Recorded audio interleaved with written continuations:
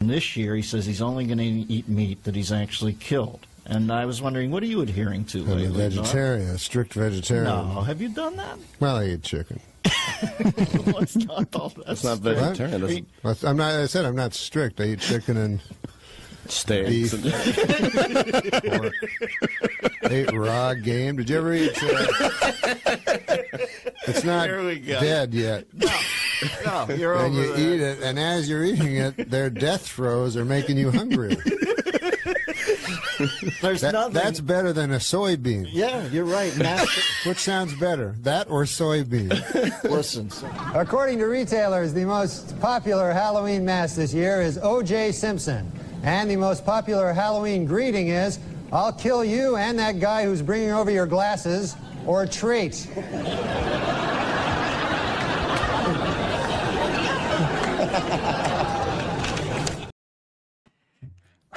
Welcome, everyone, to Redoubt, our Halloween special. We are not in costumed regalia, but we are still going to be on theme in terms of the topics. We've got a number of great topics for you. We're going to be talking about Nefarious, which we've all watched at this point, and I would recommend that you watch. I'll see if Christian and John recommend it as well. And then we have a couple other topics as well, including the history of Halloween and perhaps going over some stories of spooky-related things and demons and saints and whatnot. So, packed stream for you today. We do have a couple super chats we'll get to in a second, but first, Christian, how are you doing tonight? I'm doing swell. How about you, sir? I'm doing quite well. Are you drinking anything spicy? I'm drinking coffee, actually, because I feel like by the time we get an hour and a half into this, I'm already crashing out because my bedtime's like 9. So know, it'll pick me up, yeah. What is it, 8 p.m. where you are? What time is it? 7. Oh, it's only 7. See, that's early. Got plenty of time. I'm approaching 9 over unk here. status like John, though. I'm turning 30 soon, so. Right. Yeah. Oh, really? Well, in like 10 months, but yeah. Oh, okay, gotcha. Getting I would there. have thought. John, we're the same age, right? Or you're a year older? I just turned 30. Oh, okay. All right. Well, then, no, So- you're 2 years older now. I'm 28. Yeah. All righty. There you go. Fair enough. Fine, whatever. I'm the unk of the panel. Whatever. Rub it in. Yeah. It's fine. Mhm. John, how you doing? Good. It's been a good, fairly relaxing day so far. Just kind of chilling. I watched Nefarious like 2 hours ago. I'm on the ball, ahead of schedule. See, I saw it back when it came out in theaters and really enjoyed it. So that's why I recommended it for tonight. But then, yeah, I rewatched it today just to make sure it's fresh in my mind. And I enjoyed it the second time through. It's weird watching a, kind of horror spooky movie at like lunchtime, but it was good. 2 twinks. Twinks and an unk. Damn. All right. Wow. All right. Well, Uh, John, what are you drinking tonight? I have a white haze here as the energy drink of choice. And Fantastic. tonight is supposed to be squats, although we'll see how that works out. Yeah, John always does a workout after our stream. It's dedication. Late night night workout, owl. That works for some people. I am drinking currently gin. I'm going to switch over to something else in a second, but I What picked this is up at the that? store. Is that so yeah, blue? it's blue. It's very blue. This particular gin, so it's Conniption is the brand. I think it might be local to NC, but I'm not positive. I'm not a big gin guy, but I knew about this brand, and this particular version of it is kind of cool because it changes colors. I got it for my wife because it's just kind of a novelty thing. But you add citrus to it, and it changes to a nice pink color. So it starts out blue, and then it changes colors. It's kind of cool. But I was just tasting it to see how it is, and it's good if you like gin. Does it make your tongue blue? I don't think so. No.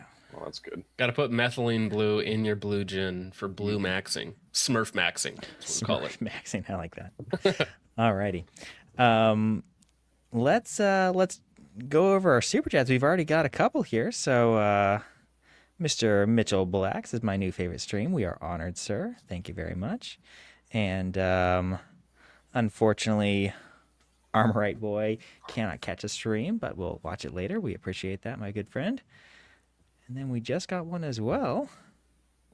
The That's massive. Ben. He's on the clock. So he's a real man's man. He's a police officer who watches our streams while he's on the clock to stave himself away from boredom. So if he's having an off night, the massive nefarious crap show I've uncovered, great work all night for me. Yeah, that's gonna be fun. I get it. All right, very good. Fantastic. Oh, All right. actually, and then just now on Ko-Fi as well, which I haven't even shared the link.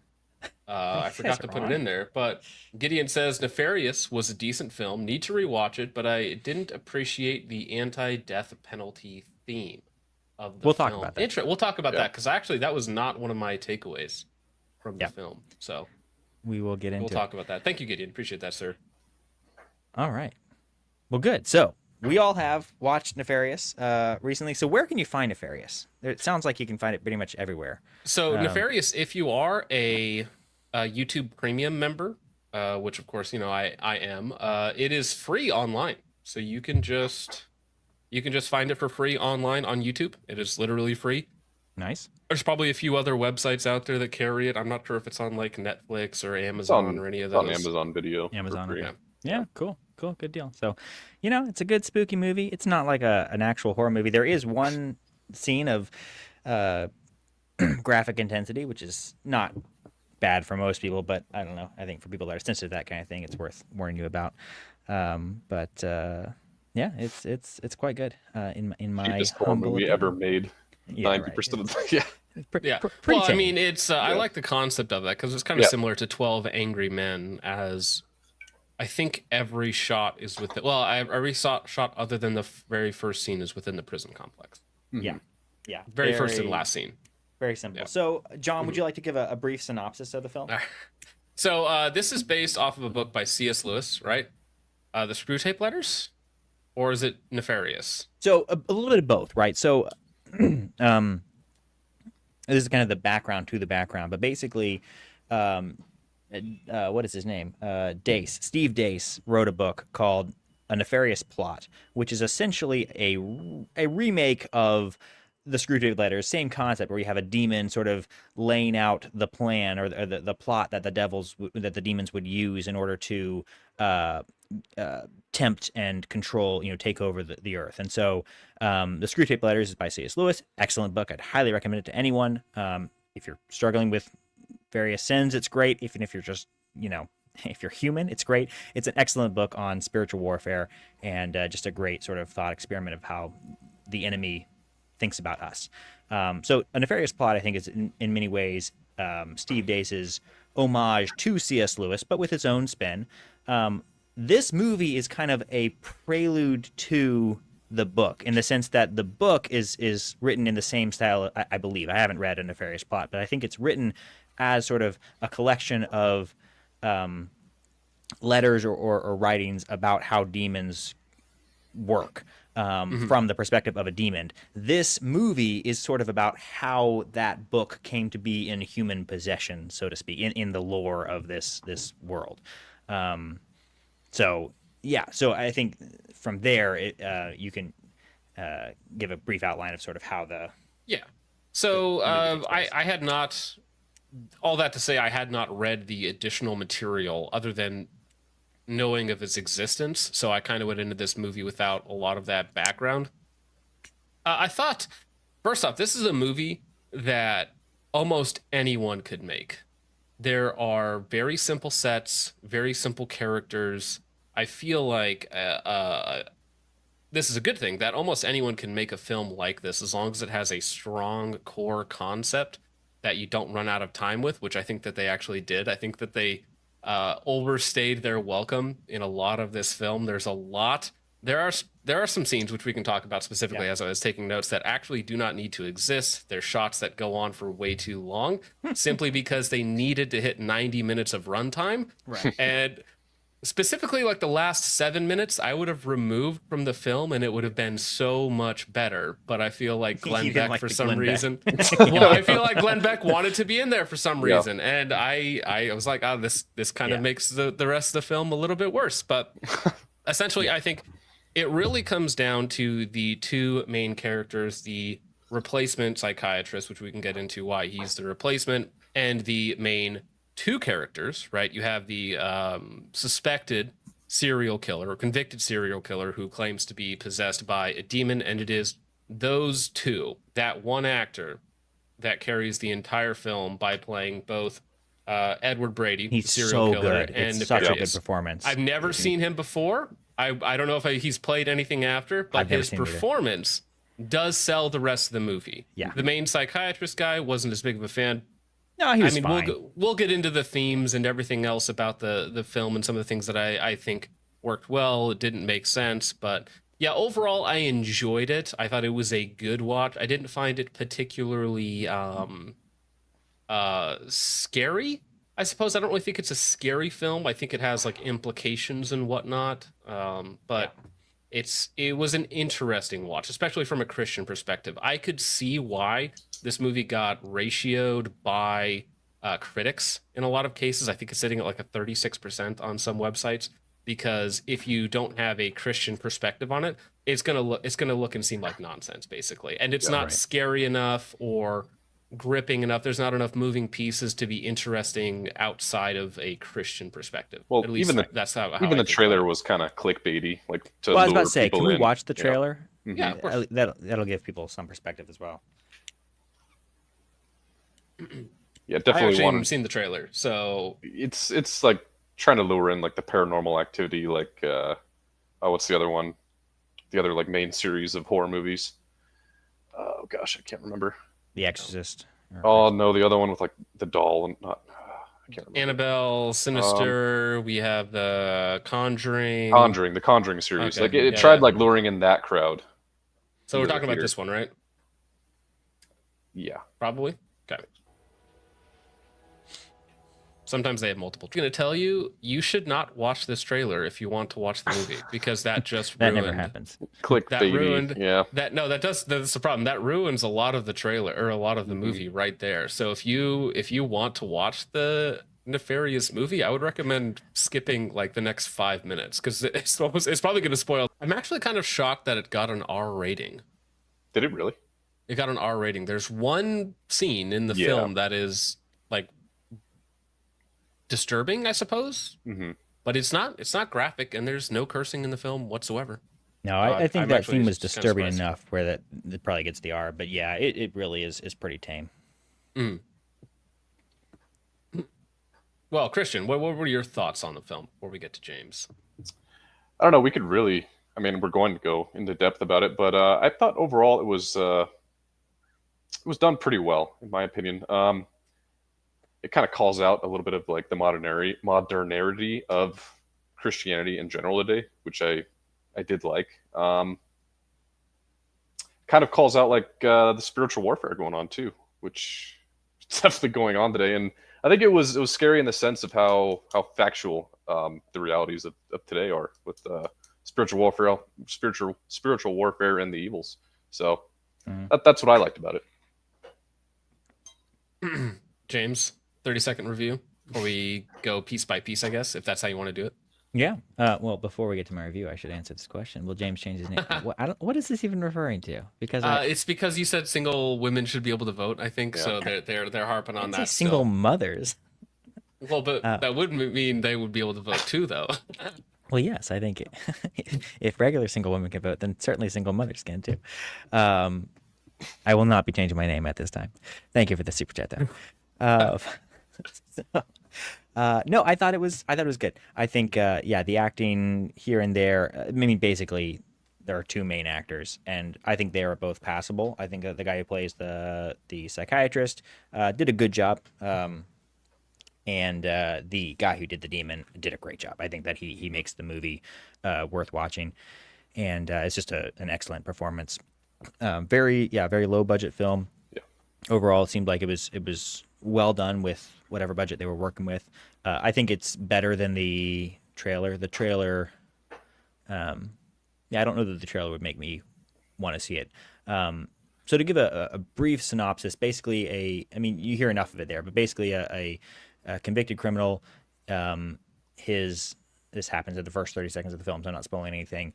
His psychiatrist commits, basically the person who has to confirm that. So he's been on death row, but he was given a stay of execution because there was suspicion that he was insane and therefore wouldn't be eligible for execution. And so they hire the state hires a psychiatrist to evaluate him. That psychiatrist commits suicide the night before he's supposed to be executed, and so they bring in a psychiatrist the day of to basically finish the job and confirm that he is eligible for execution so that they can execute him that night.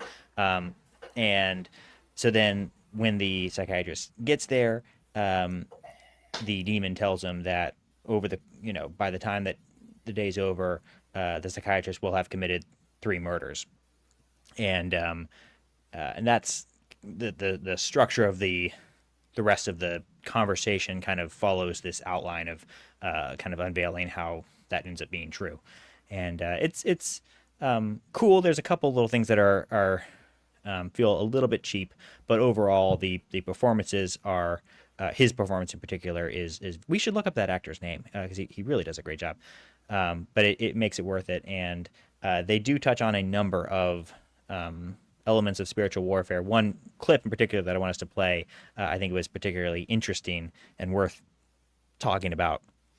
Because whenever anyone sort of opines on demonic possession and sort of how it works, I think it's fun to talk about because it's one of those things that Christians have a lot of different views on, and we don't really have any way of knowing for sure how it works.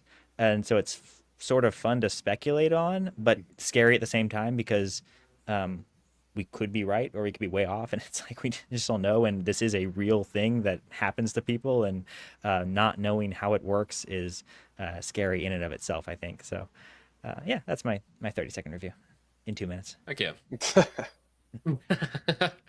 All right. So, do you want to go through the movie? Like, should we do that? So there were 2 clips in particular. I mean, I don't want us to get copyright stricken. We shouldn't for. No, we're not going to play them, but for essentially stills or whatnot, I don't think we should be hit for that. Okay. I don't think that's going to be a problem. Okay. So I'll tell you just the 2 clips that I wanted to play, and then you tell me if you want to do more. Around the 15-minute mark, there's when he's talking about the process of how the demons can take over someone. I thought that was really cool. And then I thought the chaplain moment was worth Yeah, that's replaying. a good one too. I thought so. Those are the 2 that I think that doesn't spoil the film, but that just kind of gives you a sense for it and shows you the acting, and then people can go and watch it themselves and still get plenty from it. Right. And I mean, we're just going to spoil the whole thing. So this is the original psychiatrist here who kind of has a creepy opening. It's pretty decent, well shot and whatnot. Gets into this elevator, has this almost like a strange smile on his face a little bit, goes up the elevator, pans back into the room, and then you see his body falling through the window. And it's like, oh, that's pretty good hook. No dialogue whatsoever, just a little bit of some creepy visuals, and that's how the film starts. And I was like, all right, here we go. This is actually like a... I was decently confused. What about they keep on going back to his diploma on the wall? Did you notice that? Yeah, Do you think there's any the second time I significance to watched, that? I noticed that. Yeah, I don't think it was like crooked, and he straightens it, and he straightens it again, and it keeps on being crooked. and then it straightens out after he falls. I don't know. I think that honestly is just kind of a horror trope. I don't know if that actually signifies something, right? Because it's just like something slightly off. But I didn't notice it the first time. The second time, to me, the only thing I really got from it was that in that last moment of kind of being driven mad, or maybe even fully possessed. We don't really know the backstory, even from the movie, of how this guy was driven to commit suicide, although the demon does claim that he is the one who caused it. yeah, go ahead. Well, so in those last moments, he is obsessed, even though you sort of assume that he knows he's about to commit suicide. He is obsessed with like straightening the lines on his diploma. It's like it almost like that's what matters most to him, is just sort of like his reputation, what he's the work that he's put in, even though he's about to go and just lose it all for nothing. Yeah, that was kind of I think why the fixation on the diploma, but yeah, it may have just been sort of a eerie nonsense. Well, and so I think that what another element of this, so the demon Nefarious or Nefariamus, he selects not this psychiatrist, but this psychiatrist was the mentor of James, right? Who's the replacement psychiatrist. And he picked him a long time ago. You find out later on that he's been, I suppose the 15-minute clip where he goes through how possession actually works, you find out that he's actually been working on James for decades at this point as well, and he explains it to him before he figures out that he's actually been the target of a possession for the last like 30 years or so, which I like that element of it a lot. Yeah. It says around the 15-minute mark. Around that time, yeah. I don't have the exact number. We have a level of focus beyond your comprehension. As a matter of fact, everybody around him, friends, family, Yeah, go back a even little the bit, most- probably 14. Okay.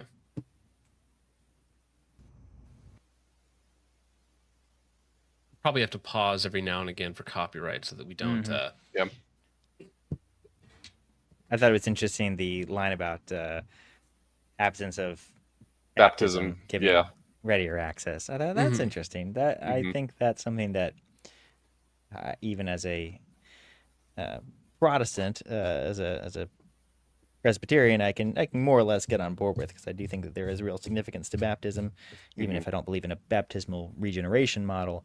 I do think that it really does matter. I thought that was. I don't know exactly where Steve Day stands on that. I kind of assumed he was Baptist, but he might be Presbyterian. He's not Catholic though. But I thought that was an interesting take. John, what do you think about that? As far as being baptized, or the entire plan, because I like that he laid it out that way, and I think it's not even the model for demonic possession as much as it is like sin in general, right? It always starts out something very small, something very tame, and it just continues to go and go and grow and grow and grow. So I mean, you can obviously, it also mirrors like this sort of demonic infestation and then subjugation, which is the final state, but it's always you giving access to it, which is also mirrored in the mythology as well. Like the vampires, like you have to let them in, right? So it's always something like that. You are always giving permission in some way for these forces to act upon you, right? And it starts out very small and then ends up in a Faustian bargain of some sort. Right.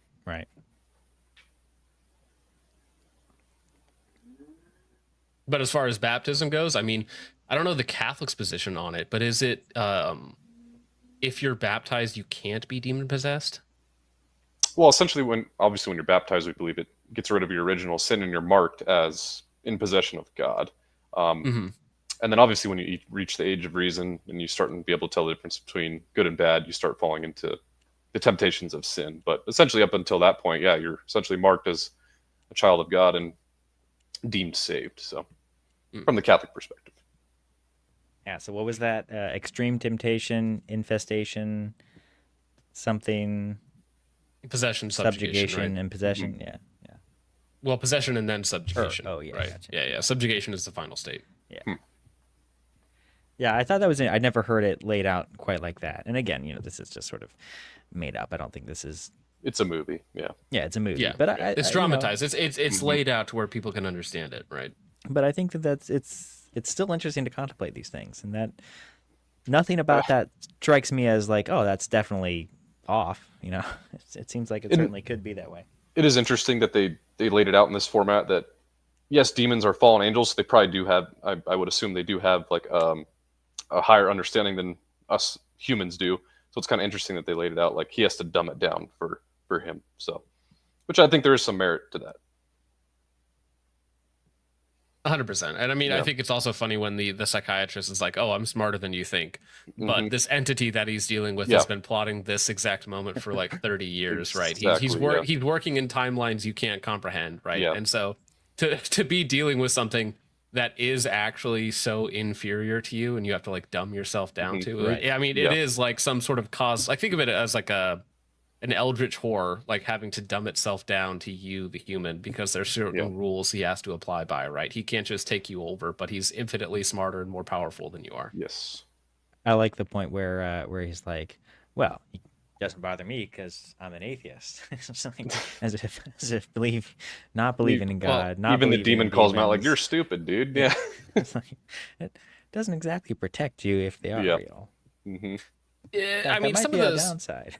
Some of the little issues I had with this initial interaction is at one point Nefarious is like, "Oh, I don't care, you can leave now," or something, and I was like, "Are you just saying that to trick him, like reverse psychology? Because if he leaves, like you kind of need him. So I don't know. Like this seems like an empty threat. I don't know if it was just a bad piece of dialogue or some sort of reverse psychology working. Temptation or something. I don't know. Yeah, but I was like, well, that's the whole point of bringing him here would be wasted if you just sent him away, good sir. Like that seems like a waste of time. So that was a weird line. Yeah, it's true. The power dynamics weren't always consistent in the movie. I think that was one area that you could kind of poke holes a little bit. Yeah. All right. Let me see where's the priest at? Yeah, I like it when the priest comes in. Okay. So I think that is let's see, I got it right here. 1834. Yeah, 1834 is the timestamp I had.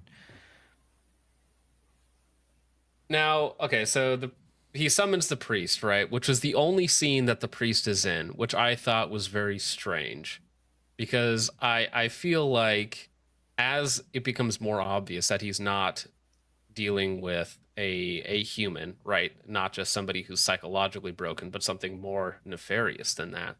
I feel like he would have started to rely more and more on the priest, or especially like the priest didn't even give last rites in the film, so I feel like that was completely skipped over. So I was like, I feel like this should be like protagonist and secondary protagonist right here within the film, but they show the priest as disconcerted and like, just another crazy guy,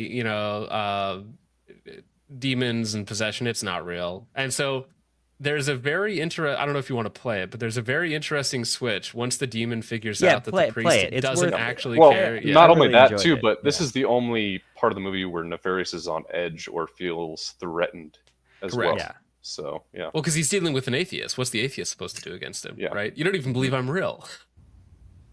Yeah, and then at this moment, he's like, oh, okay. No, we're good.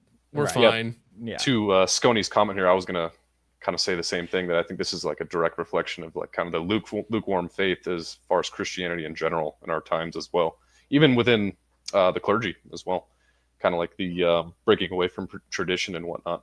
Mm-hmm. Materialist priest, for real, yeah. Mm-hmm. Yeah, I mean, when you take that as a possibility at all. Now, I do think that the dialogue there was a little forced when he's like, oh, what do you want, son of God? It's like, it's a little over the top, it's a little melodramatic, but I get what he's going for, because he's like actually affronted by this priest. And then as soon as he figures out that the priest doesn't even believe he's there, he's like, oh, okay, perfect. I'm just going to play a docile little Edward man who's about to be, executed. And yeah, like the whole last rites thing, he doesn't even do that. That's a little inaccurate as well. Well, I assume, can you not refuse last rites? I'm sure you could. I mean, it's clear that he would have refused last rites. Yeah. So they might not show that, but I think the fact that he doesn't even offer it is strange. Well, it wasn't even a point of contention or anything like that at all, or brought up within the film. Because I feel like, again, in a different movie, if we wanted it to be a little bit more, I guess, full of characters and whatnot, like a little bit more within it, you would have two characters, the priest and the psychologist. One's an atheist, one's a Christian priest. They both don't believe in the demonic possession, but then slowly together come to realize that there is something at play here. Right. So I feel like you could make it more dynamic in another film, but obviously that's not what we have here. But yeah, this is the only scene the priest is in.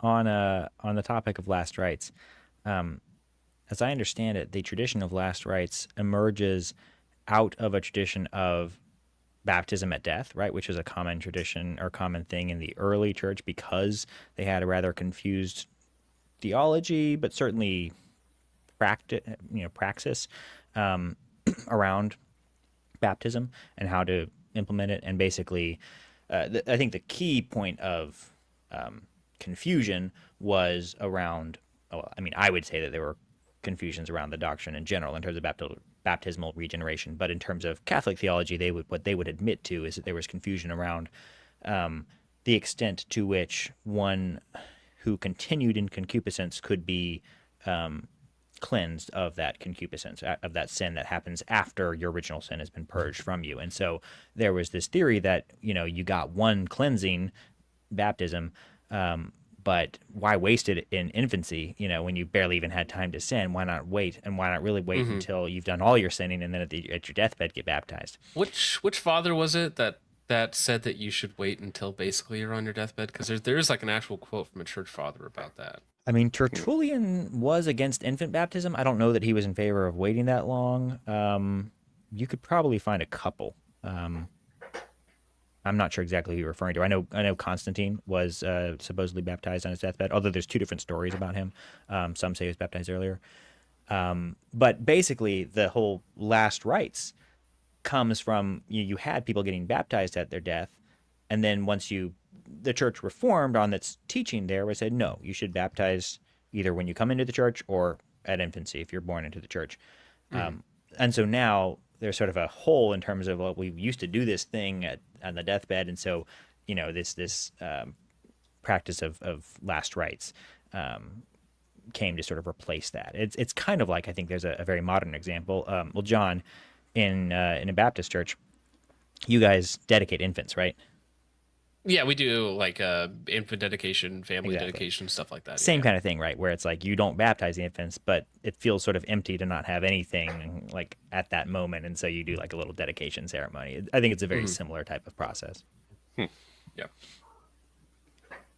Right, because I mean, I don't know what the biblical evidence would be for delay of baptism, because there might be a tradition of delayed baptism in the very, very early church, but scripturally, is there an example of delayed No. baptism at all? No, baptism I pretty much know of. always follows conversion. Like right away, usually. Yeah. Yeah. All right. Where to next in this? So that was most of what I wanted to cover in terms of the actual content. You guys are welcome to, if there's any other scene that stuck out to you. The abortion scene was kind of interesting.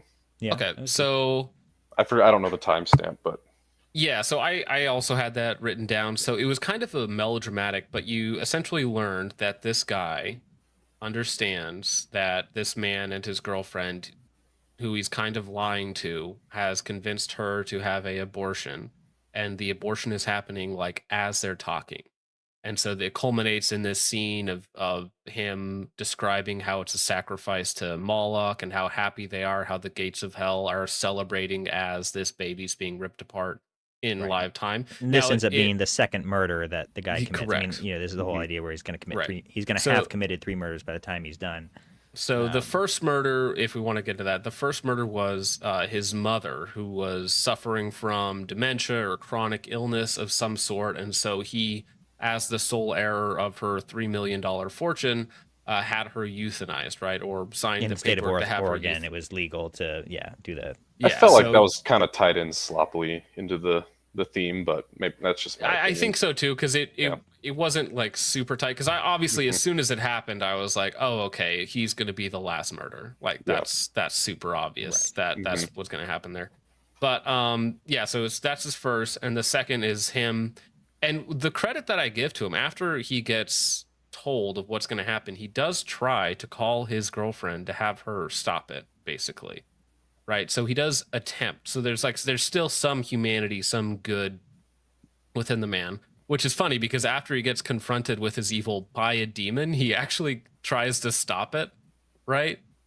Which I thought was interesting, right? Because you can't actually like run away from it when you actually just get called out for it by the most evil person on the planet, right? That actually wants it to happen. That's like, oh, hell is celebrating right now as this is going on. It was a little melodramatic, but I thought that it was good.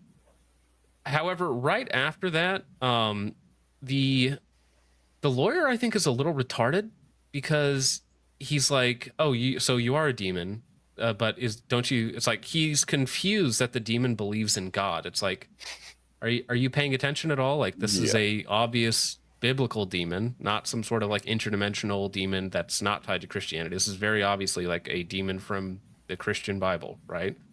And he's like, "Oh, you believe in God?" It's like, yeah, he does. And then he explains it. And I'm like, does this guy just not know anything about Christianity at all? Like whatsoever? And how is like, and also this person has like supernatural knowledge.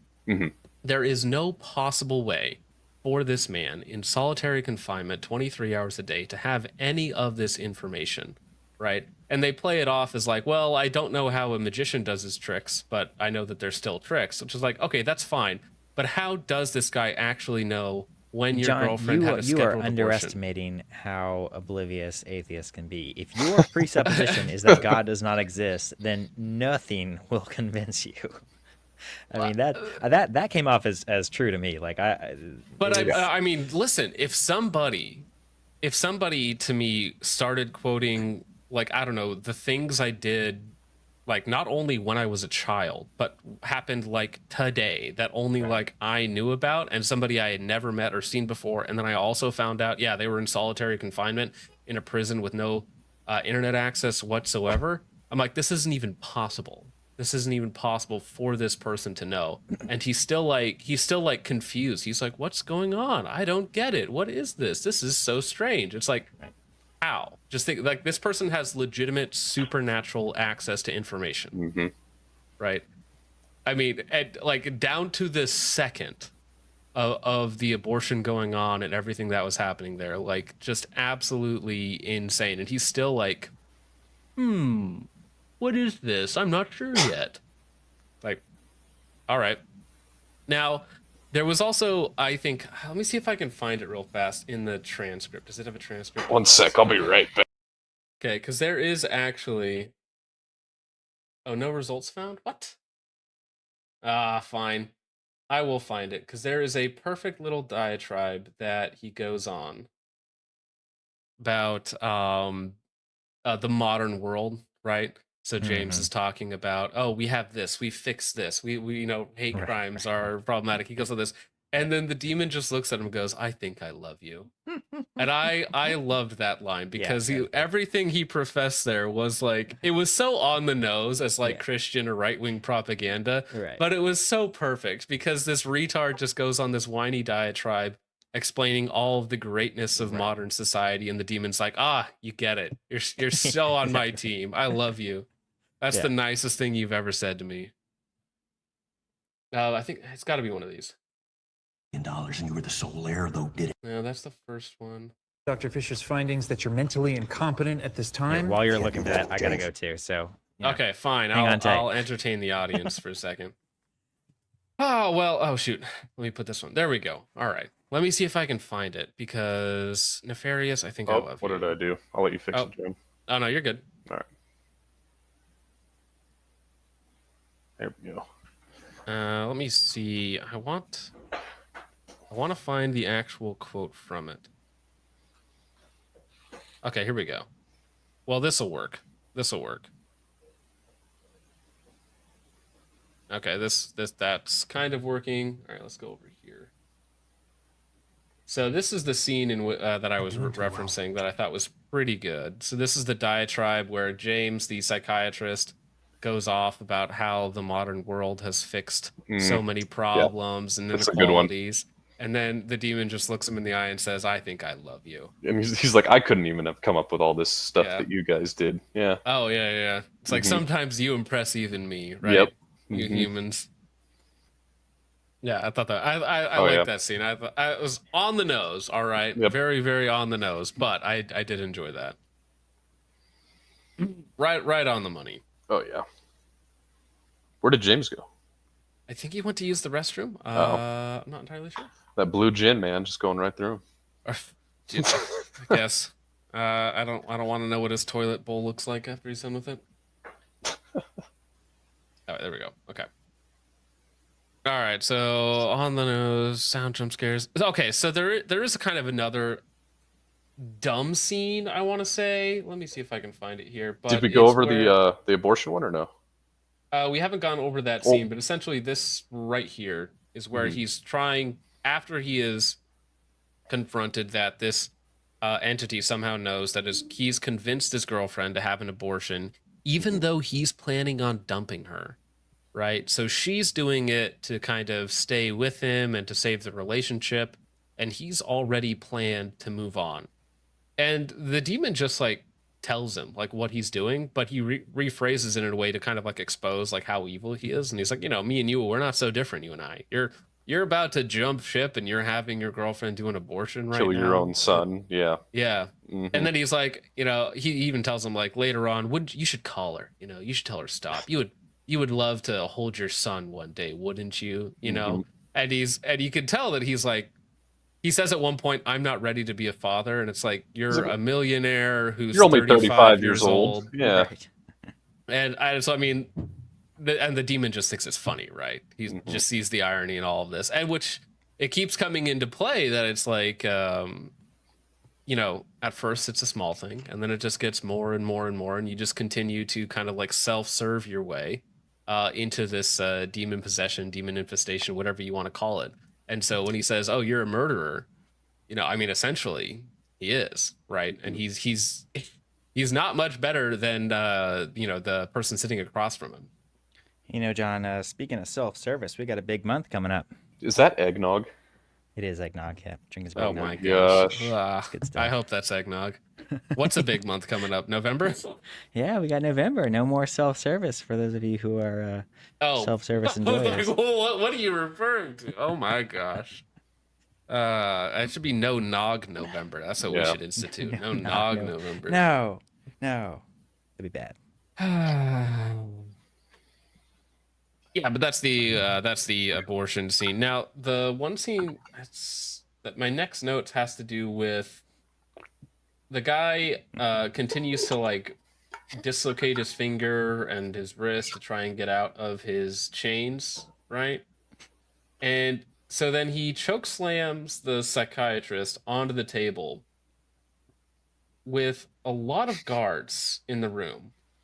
Like a lot of guards in the room. And they all just leave him. Yeah, that was there are 5 guards in the room with him. And then as soon as he lets go, then they just beat the crap out of him, right? Now, something that the demon does is the demon like unpossesses or lets the Edward come out every time there's pain involved. Yeah. Right? And so he's like crying and whimpering as Edward because it's actually Edward, not Nefarious. That takes all the punishment, you know. And as a cruel trick, like Nefarious will make Edward do things and then have the rest of the prisoners or guards beat him up on the regular. And so it's just I thought the most absolute hell for this person. I thought the most touching point of the whole movie is when Edward asks for his final meal. And he says, please don't mess it up. It's a cheeseburger and fries and a chocolate milkshake. And he's like, please don't mess it up. And then as the guard is leaving with the order, you see the demon take back over and says, actually, I don't want anything. And when you realize that Edward wasn't talking to the guard, he was talking to the demon, like, please don't mess it up. And then of course, then later when he doesn't get any food, Edward is like, what? Where's my food? And the guy's like, no, you said nothing. You didn't. You asked for nothing. And you just see the like, just the hell that this guy's already in. The despair. And, you know, the acting is so good, but it's like, and he doesn't even have recollection of it too, which is it's just. Okay, something that I did want to talk about because I actually didn't fully understand this. So in Nefarious's cell, in Edward's cell, he has a book of clippings and all this sort of history on James, the psychiatrist, right? From like the moment he was a child up until basically now. How did he get all of that in prison? How did he get clippings of a 5-year-old that would have only been possible like out of his mother's scrapbook? Like, how did he come into possession of that stuff? Like, I'm just curious. I mean, obviously there you could say, oh, well, it's supernatural. He could have collected that whenever he felt like it, I suppose. But I mean, maybe. But then he also has this book, and his deal with James is, I want you to publish this book. And can you explain what the book exactly is? Because I didn't quite get this part of it. I think Nefarious actually explained it a bit. Is essentially it's like the anti-Bible, like the Dark Testament. Right, but what does that mean? The Dark Testament. So, I don't know, like the Antichrist, like the anti-gospel. I don't know. Hey, right. I think it makes more sense if you've read the book that this is, based on. Basically, a Nefarious Plot by Steve Dace is like a Screw Tape Letters style book where it's from a demon's perspective. Now, the way that it's portrayed in this movie, as I understand it, is the main character does end up publishing it at the end, but ironically, he published it to expose the plot rather than simply to reveal it. But it's still maintaining, the demon's words, and so I guess the demon intended it to be like the antithesis to Christianity, because I mean, he does talk about his goals a little bit. They go into some of the history, like, oh, James, like, why did you guys try and rebel against a almighty, all-powerful God, right? And, he's like, oh, but our rebellion accomplished more than that because we hated you and, we wanted you guys to fall and be with us, basically. So, I mean, I don't know. Yeah. I'm not exactly clear on what Man, second car alarm. I don't know if you guys can hear that, but Oh, yeah, okay. we I can thought hear that was it. a harmonica. No. Every time you talk, it comes through, so it sounds like you have a harmonica filter on your voice. well, sorry. Yeah, the reason for the demon writing the Matt book Dinka, was never it's a really explained. Yeah, so Matt Dinka says a family member may have sent it. It's explicitly stated within the film that Edward has no family. It is That's true. explicitly stated Yeah. within the film that he has no family. I mean, in theory, he could have had another demon-possessed person send it to him, right? I'm sure the demons talk and. Well, you know, I it could have mean, been- it's I don't obvious know. that he's been following James. Like, James has been his target for the last 30 years, right? Or one of his targets for the last 30 years. But how he managed to get all of this stuff in prison, specifically, like, that's the odd part. And that's another thing, too. If he just wanted to publish the book, I mean, he could publish the book any way Yeah, that's he the other wanted thing too. to It's like through I don't normal understand why he means. needed him. Yeah, that part's a little bit weak. It didn't really. It was a little forced. Yeah. I mean, unless James was some like prolific author or had some like real influence within the world, so gaining possession of James himself would be the goal, right? Because if you can have possession of James, you could have like real world influence, and if he published the book as his own, you could have a lot of like influence through that. Well, But no, in he just theory, as the psychiatrist that was the last person to talk to a known serial killer who was, you know, publicly executed in a somewhat famous trial, like that could give someone notoriety. So I guess that kind of checks out. Maybe that's what it's supposed to be. Versus if he had just published it as Edward. Although even then, you know, a book published by a known serial killer who claimed to be demon possessed could also be a hit too. I don't know. Yeah.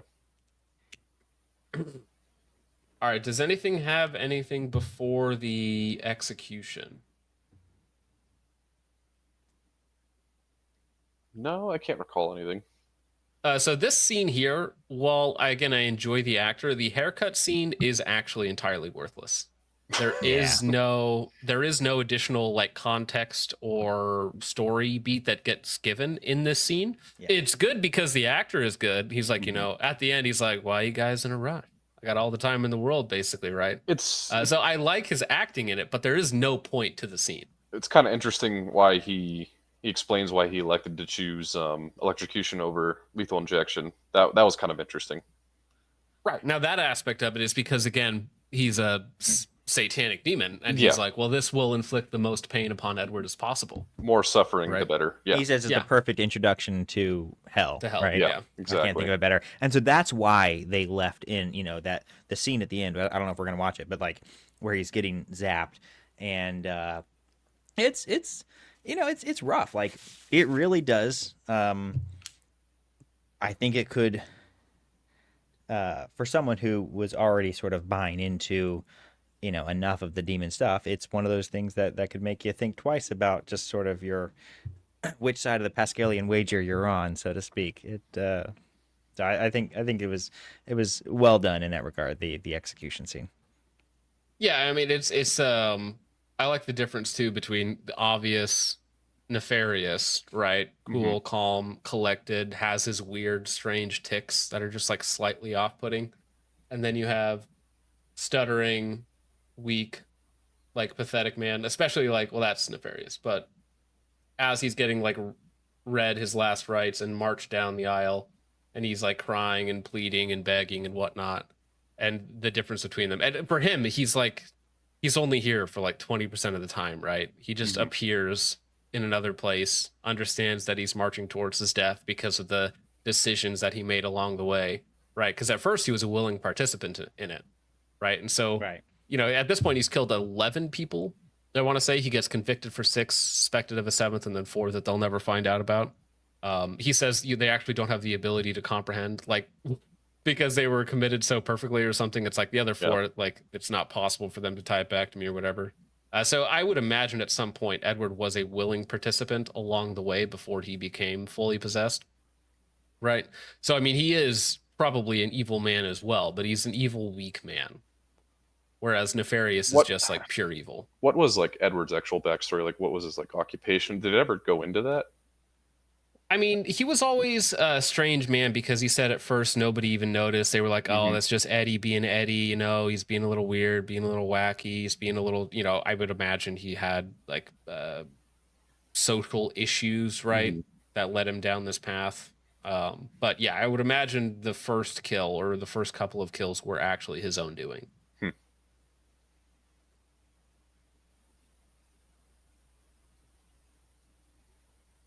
Okay, one thing about the execution scene.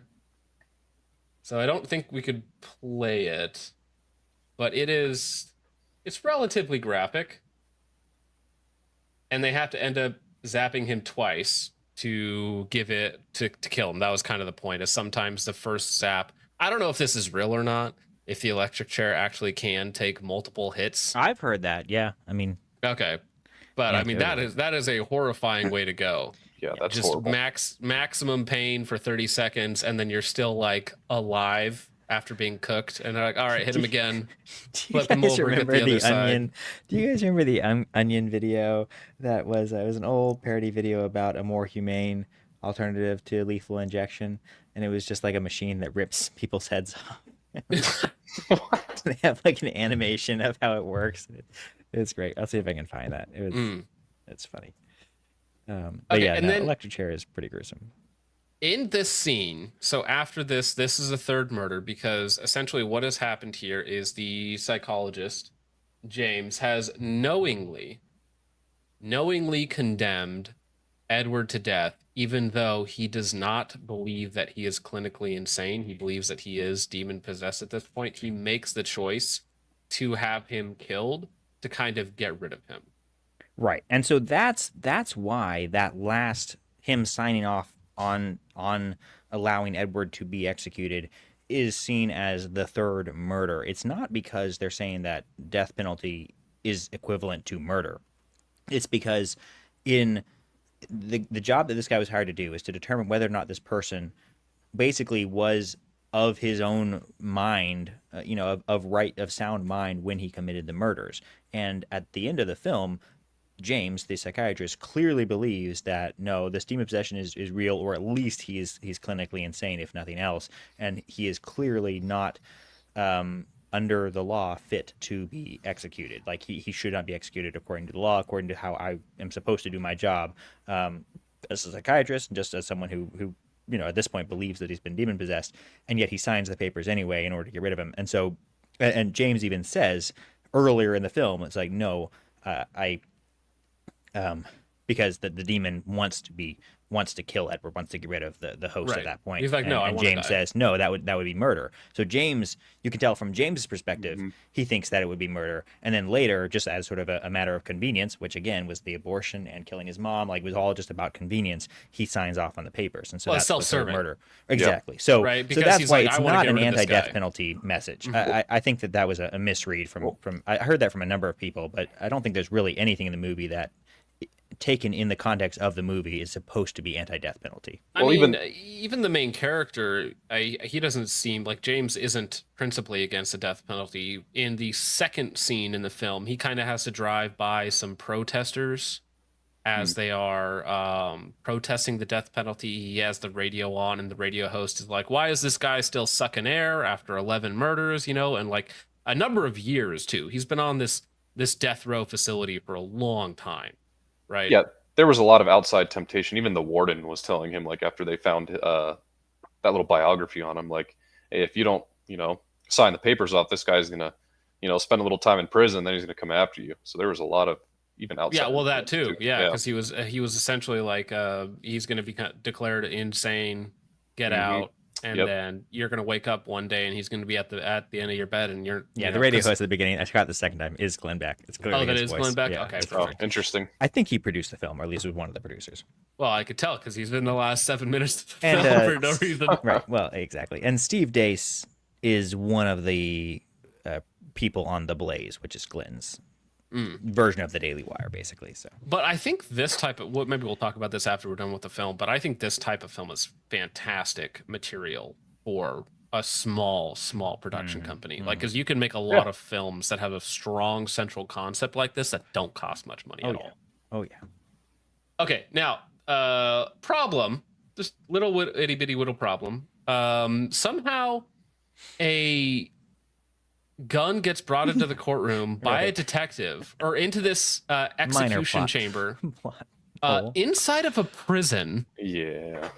A off-duty cop has his gun on him, which I was immediately like, this is retarded, and this is Chekhov's gun, which it means that it must be used in the next like 4 seconds, and it is, because James, after allowing Edward to get killed, then becomes possessed by Nefarious himself, and he's like, I can't put it down, you have to help me, and then does he attempt to kill himself, or does Nefarious attempt to kill him? Because he says, God, please help me. As an atheist, he says, God, please help me.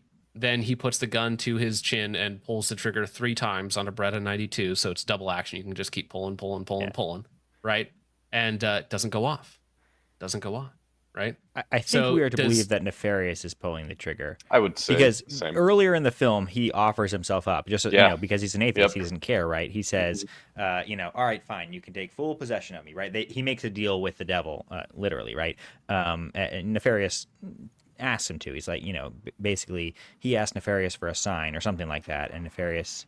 Or I don't remember exactly how it works, but basically Nefarious makes a deal with him where, and James, because he's an atheist, he doesn't really care. He says, okay, fine, I'm going to let you take full possession of me. Do it. Okay, you can't do it? All right, fine. So now we move on.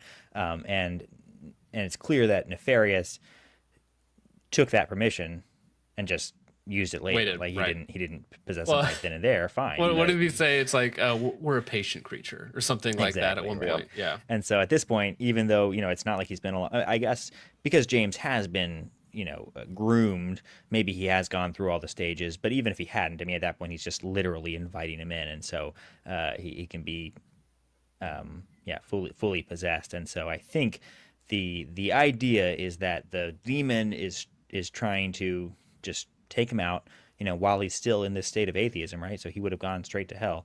But because he, in his last sort of moment of lucidity, he's clear, even while he's possessed, he still has his own mind. He's saying, like, help me to the people, but he just can't. His body is possessed. So I guess he's not subjugated. He's just possessed. And I did think that was good, because you can tell the moment, because he like feels it, and then he starts doing things not under his control, right? And he's just like, help me, as he goes for the gun.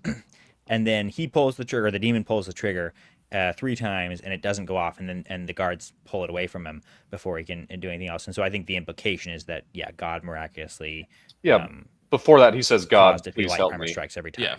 Yeah. And then so after that happens, it skips forward 1 year. We're at the Glenn Beck show, and it basically says, under the examination of the gun, it actually did strike the primer 3 times, and it just didn't go off, which obviously miraculous intervention there. I think in this interview they said they retested the same cartridge with the same gun. The 4th time cartridge it fired. Yeah, it went off. Yeah. Yeah. So obviously just miraculous intervention. Yeah. And then can that kind of thing happen? Like, has that sort of thing ever happened before? Yeah. Well, I would think that surely it has. With things like with that the Shadow do 2, I have had to double pull like 2 rounds with a Shadow 2 before. Yeah. There are certain conditions that can make it more likely. Now, 4 or 5 times, usually if it doesn't go on the 2nd time, it's not going to go, but it is theoretically possible that you could get one to go on the 4th or 5th pull. I mean, I've had light primer strikes that I put in like a different gun and it's gone off, right? But it's theoretically possible. My notes on this section were quite literally Glenn Beck LMAO when this popped up. So all that this ending does is say, okay, it's been a year and I decided to publish the book, but instead of as Nefarious wanted, it's kind of like, here's what the demon said and why I think it's bad or whatnot. Right. What is strange here is after a year, he's still somewhat agnostic. Yeah. And I'm like, no, you literally got demon possessed, asked for God's intervention, which he did, and then a year later you're like, I'm not sure, It's like, I don't know what more you need, but I mean that would be about it, right? Yeah. And then do you want to talk about the last 2 20 seconds of the film. Why I not? thought We spoiled everything else. I hated it. I was like, no. So yeah, you get lame. Glenn Beck for like 10 minutes straight, and then which you didn't need. I think if you just ended it there, left it. Yeah. God please help me, and then the gun doesn't go off, and then he's like has this relieved look on his face at the end. I think cut it there, great. But then he's like, okay, we're gonna help this old lady. We're gonna give her $20 right outside of Glenn Beck's studio. She's going through the. It is the parable where you could literally rise from the dead and go talk to your friends, and they're not going to believe you. So maybe that's all they're trying to say. Maybe. Yeah. For no reason whatsoever, right? The last 10 minutes, I know why it's there, right? Because they need to get it over 90 minutes for a full theatrical release. But like, it didn't need to be there at all. That was so silly, so silly. I think that, yeah, it is silly no matter what. I think the only, maybe because he's still agnostic at this point after all of this, we're to assume that, you know what, he's still open to demon possession. I mean, that's the only takeaway / justification is like he is still susceptible. The demon is still hanging around, and it might just be in the vicinity, but this guy hasn't accepted Christ. This guy has had every single reason to, and he's not out of the woods. I think that's the best excuse I can give for it. Another thing, I mean, like the demon would not have gone away, right? The demon would be a eternal being, so it would still be around. So it would have been interesting, again, if we had some additional character in there that it kind of showed that it had moved on from James and on to somebody else. Essentially, I think that could have been a more if they did want to kind of sequel bait, or at least tell you. What if it was Glenn Beck? Glenn Beck was the demon. Well, I mean, that's just default, right? We already know that that's the case. He drank some coffee, then he got possessed. Yeah. But no, I mean, it could have been the warden. Like, imagine if the warden was possessed the whole time. The warden was in on it, which was how he was able to. There's different things you could go with it, but yeah, I still recommend it as an interesting watch if you have like 90 minutes of free time. But right after the execution, you can just stop it right there. Don't need to finish it. Pretty much. There's nothing else there. Yep, would have been a better ending. But I do appreciate studios, like small studios, taking a film like this that is very dialogue heavy. It's very, kind of a very contained story and making a film out of it. Because I think you can do it on a very low budget. You can get even though it's a dark story, a somewhat positive message out and actually have because you can, I think a generic horror movie fan can watch Nefarious and be like, oh, that's interesting, whether they're a Christian or not. So I think that it's a good way to get some of these concepts out there. Now, do you think if a normie went in there thinking this was going to be like an Insidious movie, then maybe kind of seeing some of the dialogues from the demon kind of maybe second guess the way some of these people are living in their lives? Do you think it maybe might have had that impact on people? Well, I can tell you that it did turn off secular audiences because of its low rating, because some of it is very on the nose. Like when he has his I think I love you monologue there. I think that scene is great. It's very on the nose when he's like, we have diversity and hate speech isn't allowed. And they'd already jumped the shark with a Glenn Beck 7-minute monologue at the end. Yeah. But I mean, I just think that scene, while it's like on point, it's also on the nose. So like an atheist is going to be like, oh, this is just right-wing Christian propaganda in this. So I could see how it'd turn off. And it wasn't very like scary or disturbing for me from a Christian paradigm. It was like, yeah, no, this is all this checks out. This is possible. Checks out. Yeah. All right, we got a couple of super chats. We can go over. Let's see where we're at here.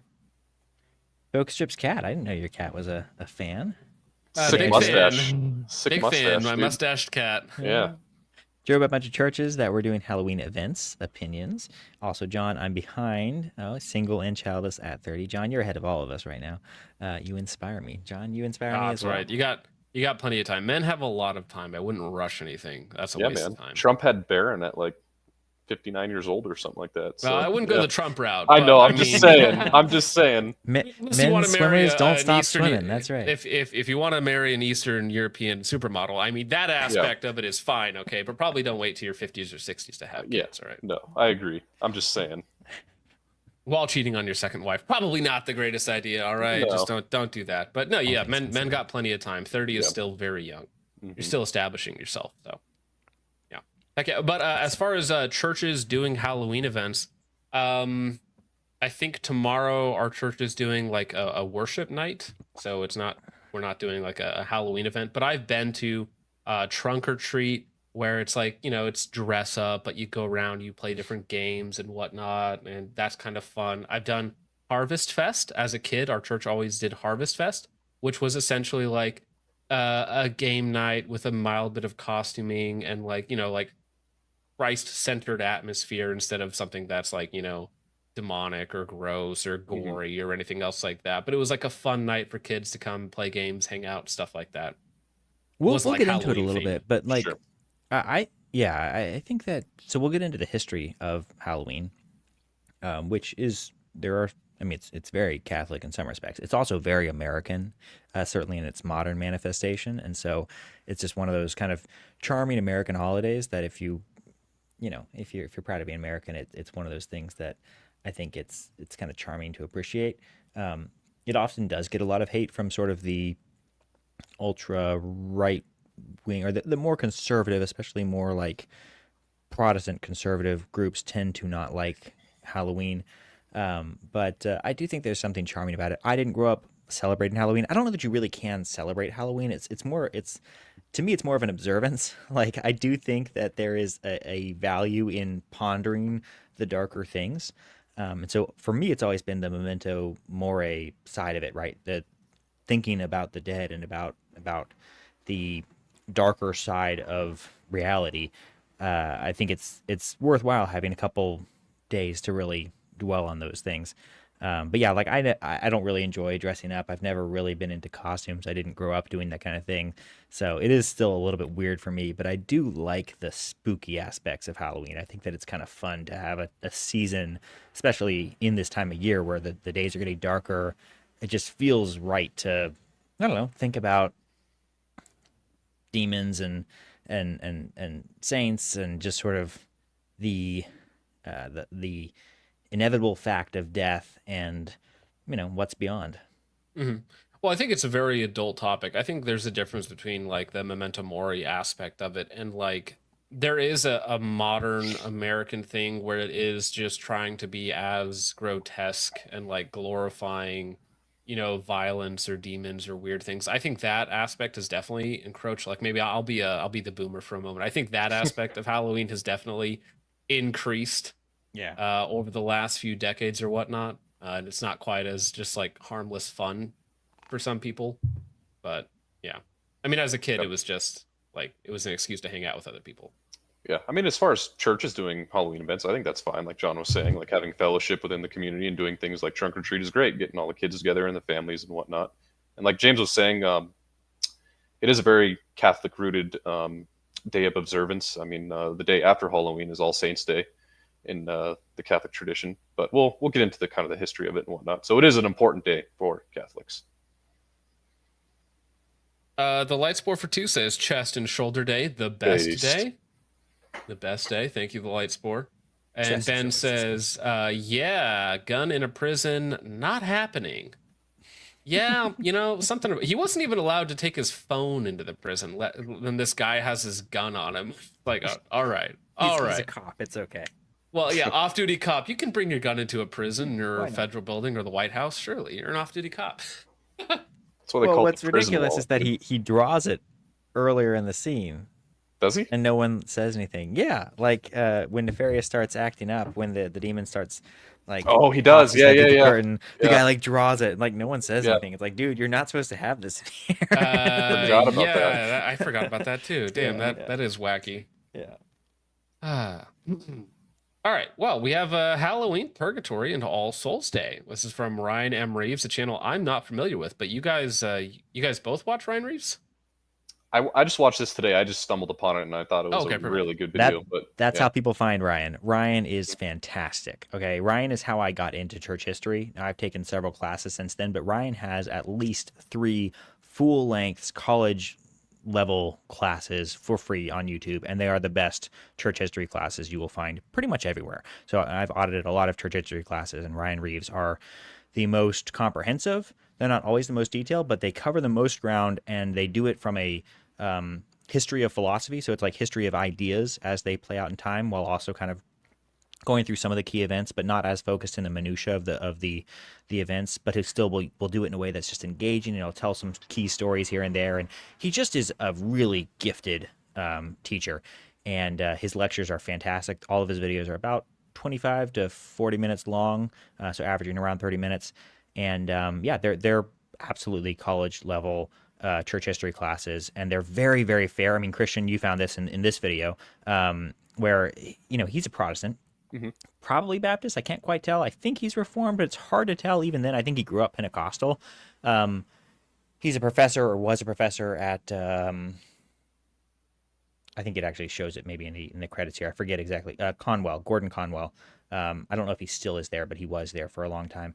But he's extremely fair and charitable to the Catholic perspective, even though he's coming from a Protestant perspective. So it was what I was looking for when I was trying to get into this, when I was just so fed up with when I would find church history. I'd read a Protestant church history textbook, and it's like, this is just Protestant propaganda. I know this is propaganda. I don't care for this, even though I'm Protestant. I know there's another side to this, even if there's some truth here. Sure. And whereas Ryan, he is still coming from a Protestant perspective, but I think you'll see it in the comments all the time. Catholics will be like, "This is a really good video." He's very fair. He's very charitable, and yeah, I can't recommend Ryan Reeves enough. So he's got 3 videos: one on church history from the apostles all the way to Martin Luther, and then he's got one from Martin Luther all the way to modern times, and then he has one specifically on Luther contrasted with Calvin, and that's probably my favorite one, because it's just a level of detail that you don't get in the other videos, and it's just really cool if you're interested in Reformation specific history. Talks a little bit about Zwingli as well. So all 3 excellent videos, excellent classes. He also has another full class that's recorded. This one is a little different. It's not. It's actually just a recording of his class lectures, like in the classroom, whereas the other ones are more like a little bit more like this video, where he's actually talking into a microphone and he's got slides. But this other class is Tolkien and C.S. Lewis, and he just kind of goes through some of their writings and just talks through. It's just a kind of a elective course on Tolkien and C.S. Lewis. I'd recommend that as well, but my favorite were the 3 church history classes. They're all excellent. Yeah, no, this video was extremely unbiased. Like, I usually try to gauge where the presenter, as far as like what denomination they are or whatnot, and I couldn't even really tell with this guy. It was just kind of just the facts were laid out and presented in a very unbiased way. And I shared this even with, like, you know, our men's group and a lot of friends and family today. I just thought it was a really well done video.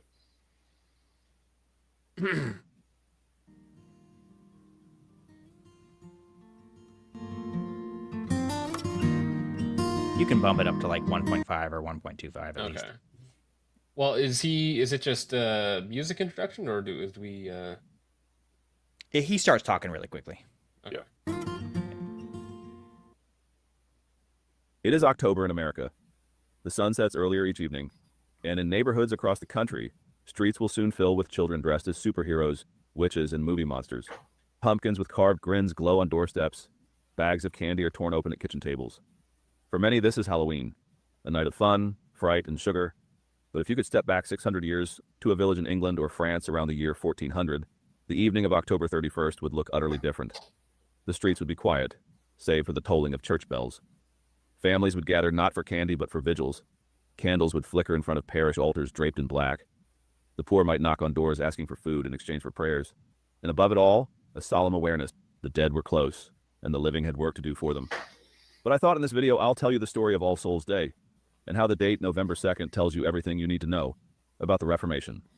One date dividing the entire Christian world. For Catholics, the end of October is not just about dressing up or remembering folklore. It is Hallowtide, a 3-day observance for the dead. October 31st is the Vigil, All Hallows Eve. November 1st is the Feast of All Saints. a great celebration of those who are already in heaven. And November 2nd is All Souls' Day, a day of prayer for the departed who are believed to be undergoing purification in purgatory. For hundreds of millions of believers, this sequence is as natural as Christmas or Easter. But for now, the day I want to focus on is All Souls' Day, November 2nd. You see, of all the holidays on the liturgical calendar, All Souls' Day is actually the day that most dramatically marks the different denominations apart. Eastern Orthodox do not celebrate All Souls' Day, since it was a medieval Catholic tradition, long after the two broke fellowship. It is not celebrated by any Protestant denomination, though some Anglicans try to argue they do, when in reality they don't. Anglicans celebrate a commemoration of the faithfully departed on the same day and mention nothing about purgatory. It's not the same. So understanding Hallowtide in general, and All Souls' Day specifically, offers us a window into theological history. For anyone but Catholics, All Souls' Day has all but disappeared from history. This disappearance was not minor. It was not a matter of rebranding a feast, nor a cultural trend that fell out of fashion. It was a rupture, the erasure of an entire way of thinking about the dead, the living, and the relationship between them. The Protestant rejection of All Souls' Day tells us something profound about how theology reshapes culture. Where once bells tolled for the departed, sermons now warned against superstition. The question then is why? How did this feast, which was the centerpiece of medieval devotion, vanish so completely from the Protestant imagination? The answer lies in the theological Well, yeah, if we're talking about modern Christian music or modern, even Christmas old Christian music, Christmas music, yeah, it's been written by Jews for a long time. Specifically, I mean, what we listen to now is almost entirely written by Jews. Anything that's more, even Silent Night, even the hymns. Funny story about Silent Night. I'm actually related to the guy that wrote it. Really? Franz Gruber, I think his name was. Yeah, I'm pretty sure that's a. I don't know if that's a Jew name or not. Gruber. It is, right? It's very German, isn't it? Very German, German right, name. well. But I have Hungarian descent. It might be just the guy who wrote the music, and I could be off. Maybe Silent Night isn't, but many of even the more hymn-like ones are written by. Well, but there's a clear shift in Christian hymns to the material, like sleigh bells ringing, all this sort of stuff, where it's more like Americana pop, nothing to do with Christianity whatsoever, right? And you can see that delineation happened in probably the 40s or 50s, post World War II, really shortly after.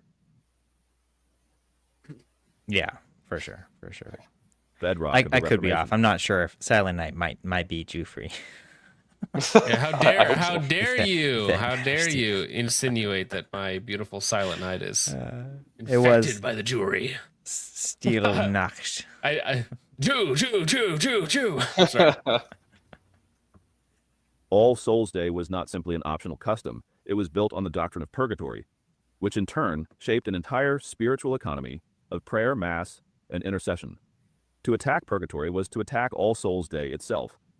And the reformers, beginning with Martin Luther, wielded their theology like a sledgehammer, striking at the very foundation of medieval religious life. In the end, Luther was going to tolerate absolutely nothing to do with purgatory, and Protestant churches were unanimous on this doctrine. When historians try to explain where Halloween came from, they usually point to three streams that converged over the centuries.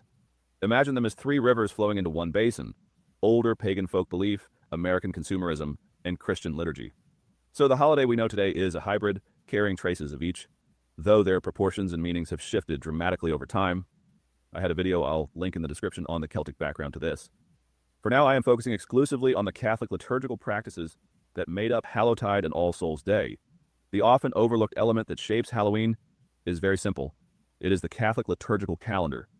This stream is less colorful than bonfires or candy bars, but far more powerful in shaping medieval consciousness. By the early Middle Ages, the Church had mapped the year into a rhythm of fasts, feasts, and commemorations. Time itself was, you might say, baptized. Villagers did not measure their weeks only by markets or harvests, but by the feasts of saints and the vigils of holy days. The day surrounding November 1st became one of the most solemn of these sequences: Hallowtide. Medieval Hallowtide treated the dead as family, present, remembered, and in need of help. On those nights, churches glowed with candlelight, bells tolled through villages, and poor children went door to door offering prayers in exchange for bread or soul cakes. One 16th century English rhyme captures the practice. Soul, soul, an apple or two? If you haven't an apple, a pear will do. 1 for Peter, 2 for Paul, 3 for him who saved us all. The poor begging for cakes would, centuries later, become children begging for candy. But without the liturgical calendar, without the deep Christian frame that bound these practices together, the modern holiday is incomplete, stripped of its theological heart.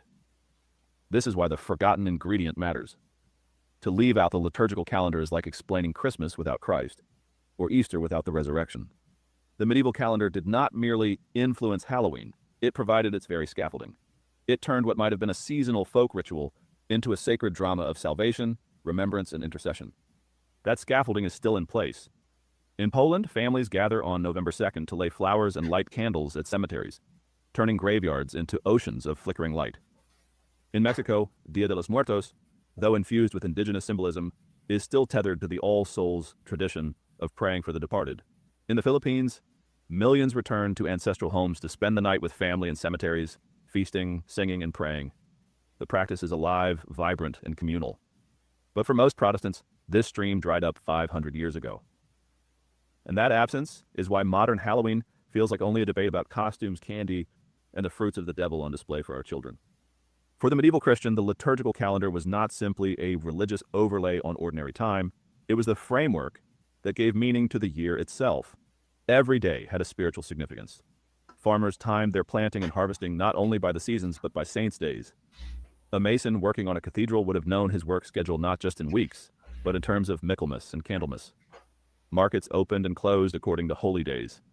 Time itself was consecrated. The year was filled with fasts and feasts, vigils and celebrations. Can you pause it? Some were grand. For my ortho bros in the chat, is that a uniquely Western phenomenon, or are all of those feast days and saints' days also present in the East and in Eastern history? So I know from reading like Tolstoy and some of these Russian authors that, you know, they'd have saint days, and they basically would celebrate, you know, your saint day, kind of like we do birthdays, like the saint that you were named after, things like that. So I know that saints were certainly prized, and there certainly was a liturgical calendar. But I'm just curious, is it the same kind of thing where you've got like time being baptized? You know, all the whole year is just run on this liturgical calendar. Is that the same in Orthodoxy, or is that is it different? Let me know in the chat. Well, I mean, I know that I actually just pulled it up just for the heck of it, but no, they do have a liturgical calendar, but it is different than the Catholic liturgical. It's different calendar. than the Gregorial calendar. Is it as full? Is it about the same number of holy days? Let me pull it up for you right here. What's it called, John? What's their calendar? I just looked up Orthodox liturgical calendar, and it popped up from the Greek Orthodox Archdiocese of America, which has their calendar up. So Saturday, November 1st would be Uno Mercedes of Asia and the Mother Theodota, and then kind of just goes through it. So what is today? I think the video actually, if I remember correctly, might go into it a little bit, but yeah, and I mean, there's a liturgical calendar that goes through has all the scriptures that go along with it and all that sort of fun stuff. And then, of course, on Fridays you have the refrain from meat, fish, oil, wine, dairy, and eggs, which is the dietary restrictions are always fun. Is that ubiquitous? Like in Catholicism, you can kind of opt in or opt out of some of those things. In Orthodoxy, do you have to refrain? It says strict, so I don't know what strict they're stricter means. on their fast days? It says strict, so I imagine that's relatively strict. Now, I know that there are ways around dietary restrictions on certain things, but you have to get approval from your priest, right, on certain things. So, for instance, you can take non-alcoholic communion and stuff like that, right? But you have to get approval for that prior. Oh, let me pull that back. You guys can't hear my heater, right? There's no noise coming through. Okay. No, it sounds fine. Cool. And like Easter or Christmas. Others were local, like the feast day of a town's patron saint. But among the most powerful moments were those that confronted the mystery of death. The Feast of All Saints and the commemoration of All Souls on November 1st and 2nd were paired together precisely to remind Christians of the communion of saints, the belief that the living, the dead in purgatory, and the saints in heaven were all bound together in one mystical body. Imagine a parish church in France around the year 1450. The days grow short, the harvest is in, and the air carries the bite of autumn.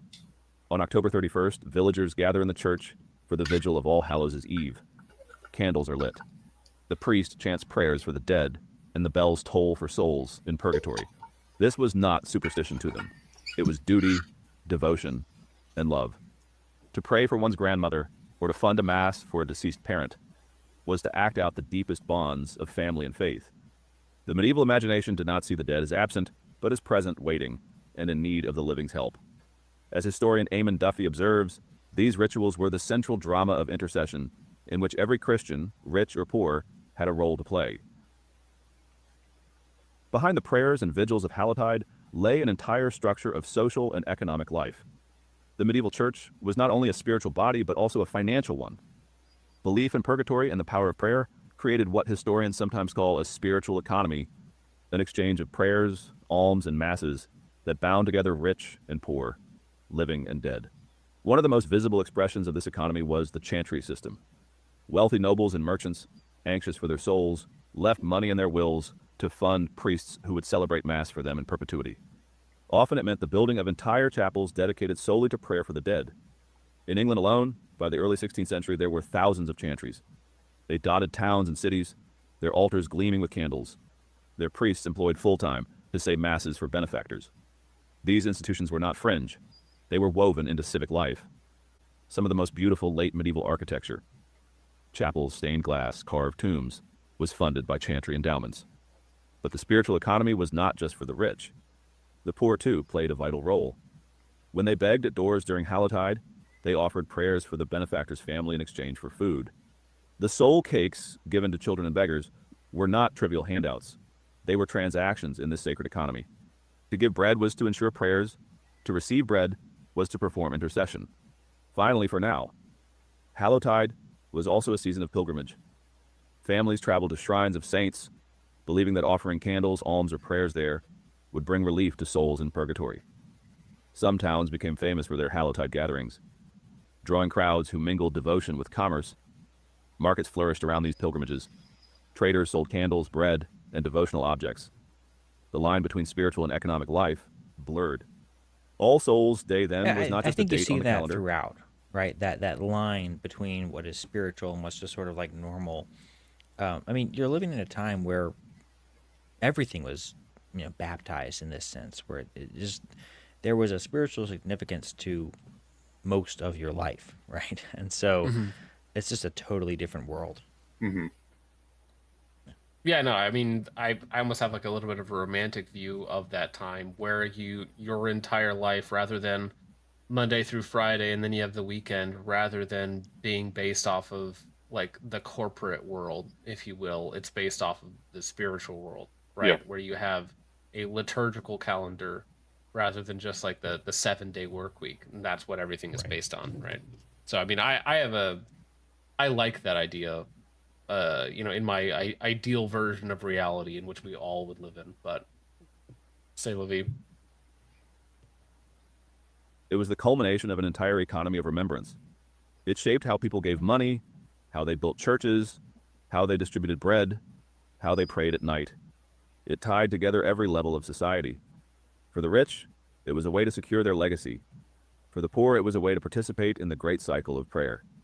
For families, it was an annual renewal of bonds with their departed. For children, it was their first encounter with the mystery of death, softened by the sweetness of soul cakes. Hallowtide, in short, was not merely a holiday.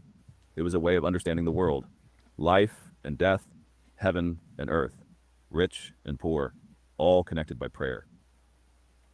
By the dawn of the 16th century, Hallowtide stood as one of the most elaborate and widely observed seasons of the Christian year. It was rich in ritual, dense with meaning, and visible in every corner of society.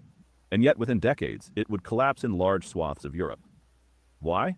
Because the theological engine that drove it, purgatory intercession, the efficacy of prayer for the dead, would come under direct attack from the Protestant reformers. When Martin Luther nailed his 95 Theses in 1517, he was not merely protesting indulgences. He was calling into question the very economy that made All Souls Day possible. To Luther, the idea that one could buy relief for souls in purgatory undermined the sufficiency of Christ's sacrifice. To the reformers who followed, the rituals of Hallowtide were not acts of love, but superstitions that burdened consciences. So let's go into the theology of these issues so you can understand what's going on between Catholics and Protestants. If All Souls Day was the practice, then purgatory was the principle that made it possible. Without purgatory, prayers for the dead would make little sense. Either the dead were already in heaven where no aid was needed, or in hell where no aid could help. But in the space... I have no idea. Okay. I think he's on the firewater again. Maybe. Yeah. Yeah. AMR, if sober, let us know what you mean. Might be. Yeah. I have another call-in section. It's all good. We still appreciate you, man. Mm. Oh, we got a Ko-Fi. Well, so what do you think about that before we move on? About the medieval buying of indulgences, right, for dead ones in purgatory, stuff like that. Do you think you can actually... Was there any sort of efficacy to the practice at all? Did it need to be abolished? Did it need to be reformed? Right? What do you guys think about that? The financial aspect of selling indulgences, yes, I do believe that was wrong, and I do think it was rectified with the Council of Trent in some aspects, but that's my opinion in layman's terms. What do you think, James? No, I mean, certainly the financial aspect, although I think to limit the issues to the financial aspect is missing the point. It's like the practice seems to be, at the very least, just open to all kinds of corruption. Certainly when you include a financial aspect, that leaves the door open to all kinds of other corruptions. And I don't know that the church has officially recanted on even that aspect. They've just changed the practice because they recognize the potential for corruption. But, I don't think they really see what they were doing as inherently wrong in terms of tying a financial aspect to it or tying a particular number of, days that you get out of purgatory for this amount of money kind of thing. Like, so there were certainly abuses, and they will admit that. But the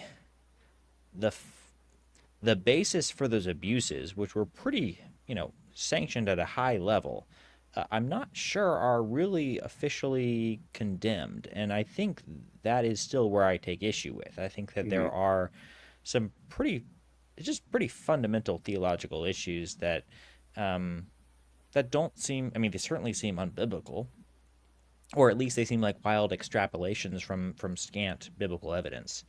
And, as far as just indulgence-wise? Yeah. Okay.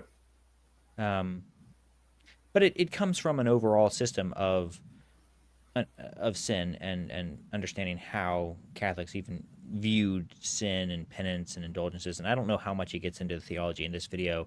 Ryan Reeves has another video that is excellent, just talking about the process. I might even be able to, I might see if I can pull it up, but just talks through kind of the medieval and really even modern Catholic conception of the cycle of sin and penance, and basically the cycle of salvation, how we move through life and deal with sin as a Catholic.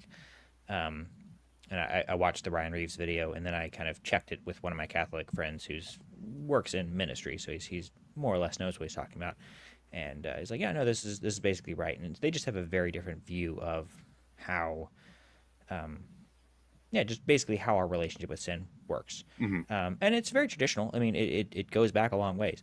Yeah. It's just one of those things that you really have to rely on tradition to get to. The scriptural evidences for it are flimsy, which, if you're Catholic, is okay, because you don't need it to be based on scripture. But it is that is the challenge that Protestants bring to the table is, hey, maybe these things grew over time out of tradition and actually are evidence of the church's leadership waning and the church starting to stray from where they should have been, and we go to scripture to determine where it may have strayed. So that's the Protestant ethos. No, that's a fair take, and I think a lot of Luther's quotes are taken out of context with Catholics nowadays. So I've done a little bit of research on it myself and kind of tried to have an open mind as far as Luther's take on it, and just try to stay unbiased. But at the time of the 95 Theses, he did about couple months before, no, 2 years before, I think he published 97 theses, different theses, that are maybe even more on the nose in terms of his views on justification, right? Justification by faith alone. The 95 theses are pretty much all about indulgences, and Catholics tend to agree with most of them nowadays in terms of the corruptions and the issues that we're seeing there. They wouldn't agree with some of them. I mean, some of them start to challenge maybe the authority of the Pope, not directly. Luther certainly didn't think that he was saying anything anti-Catholic. He thought he was, I mean, he was appealing to the Pope in many ways. He was saying like, hey, this practice that we're seeing of indulgences is undermining the true authority of the Pope. So why are we doing this? And so that was the intent behind his 95 Theses. Now, he was already on the way towards a different view of justification, certainly. He hadn't gone all the way, and he didn't realize how contradictory and how sort of outside the Overton window his perspective was.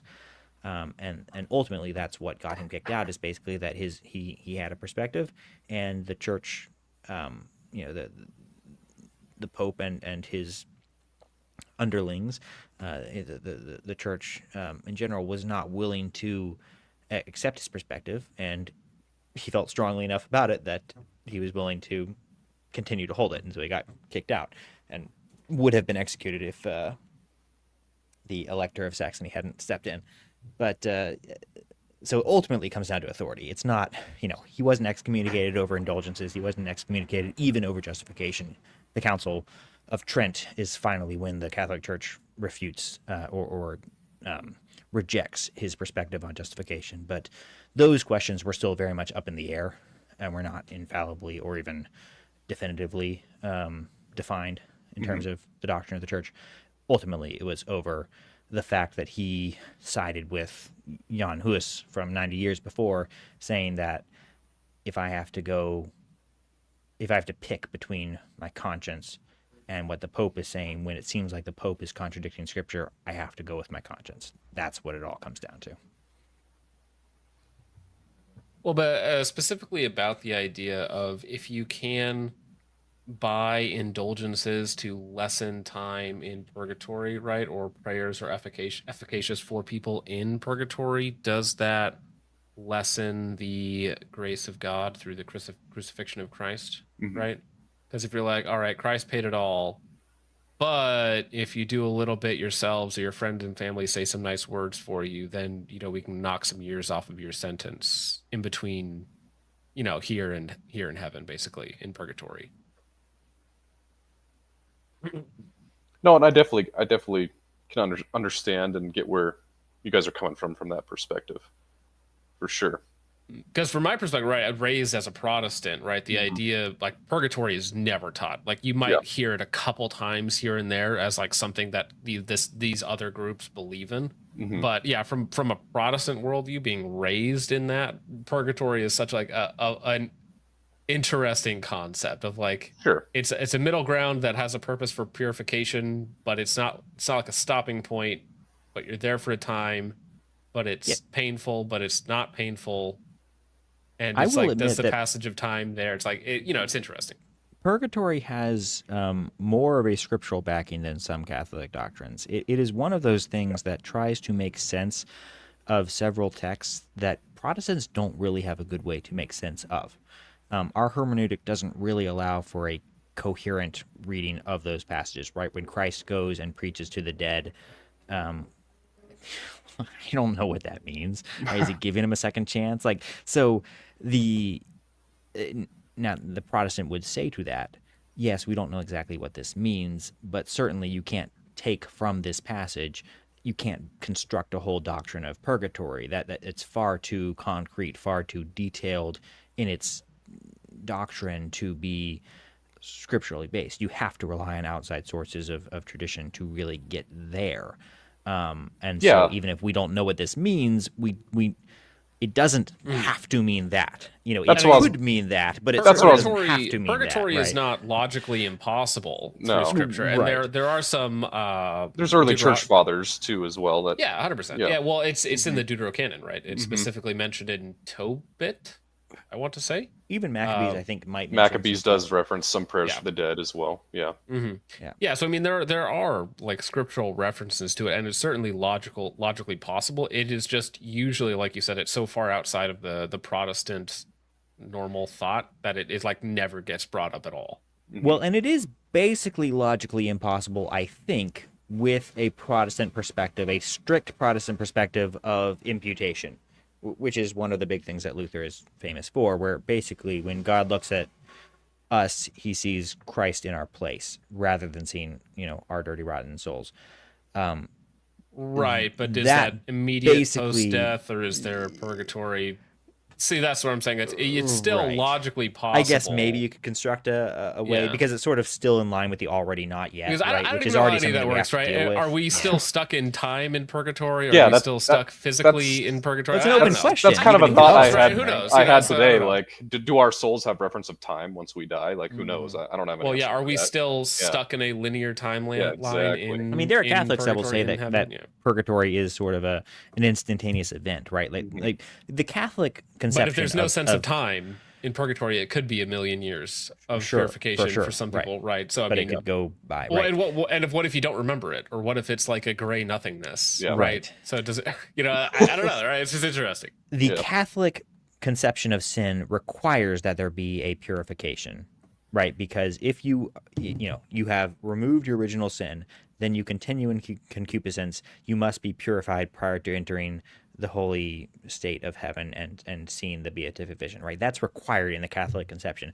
The Protestant conception says, yes, we live in this weird state of the already and the not yet, where we already have taken on the clothes of Christ, and yet we continue to sin. And so there's some aspects of the kingdom are here, some aspects aren't here. It's unclear exactly where we draw the line, but it's a confused time. But we live, the kingdom of heaven is here, but it's also, there's a future fulfillment of it as well.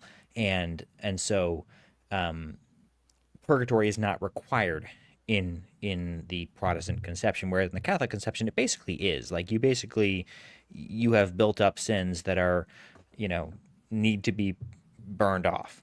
I don't know that it's logically incompatible with Protestant theology. It certainly isn't necessary, whereas I'm pretty sure it is necessary, at least in some form, even if it's instantaneous. Some it's purification, necessary. right, You need some post-death. kind of purgatory in Catholic theology. Yeah.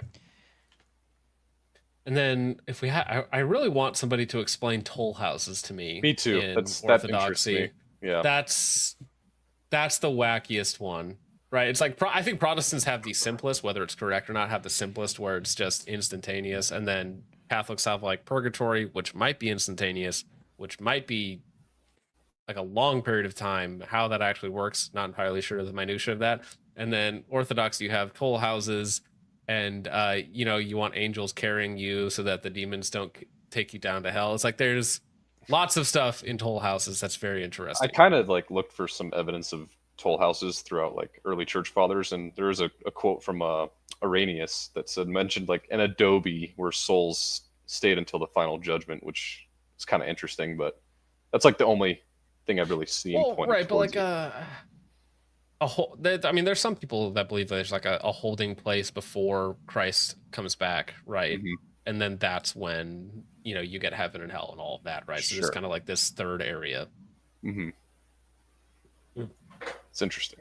Usually the Orthodox are more of the mystical idea, but they kind of complicate the purification process in a sense. I don't know. It's Well, interesting. I mean, that's kind of an element of leaving things vague and open Yeah, to yeah. interpretation. It's less. It must be less simple, right? Mhm. There has to be more interpretations of it.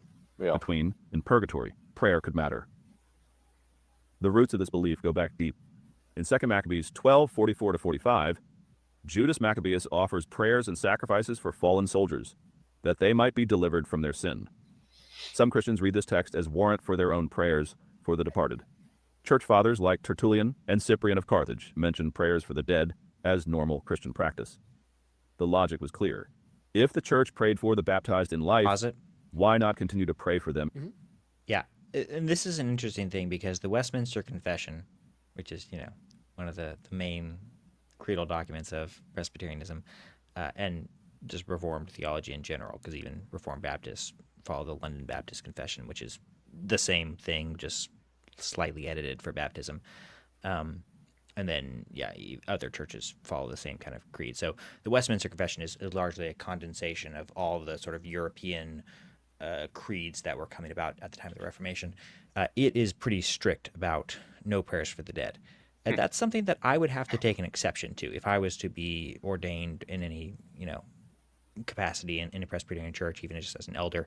If I had to submit an exception paper, I think that's something that I would take exception to, because I am not convinced that we cannot pray for the dead.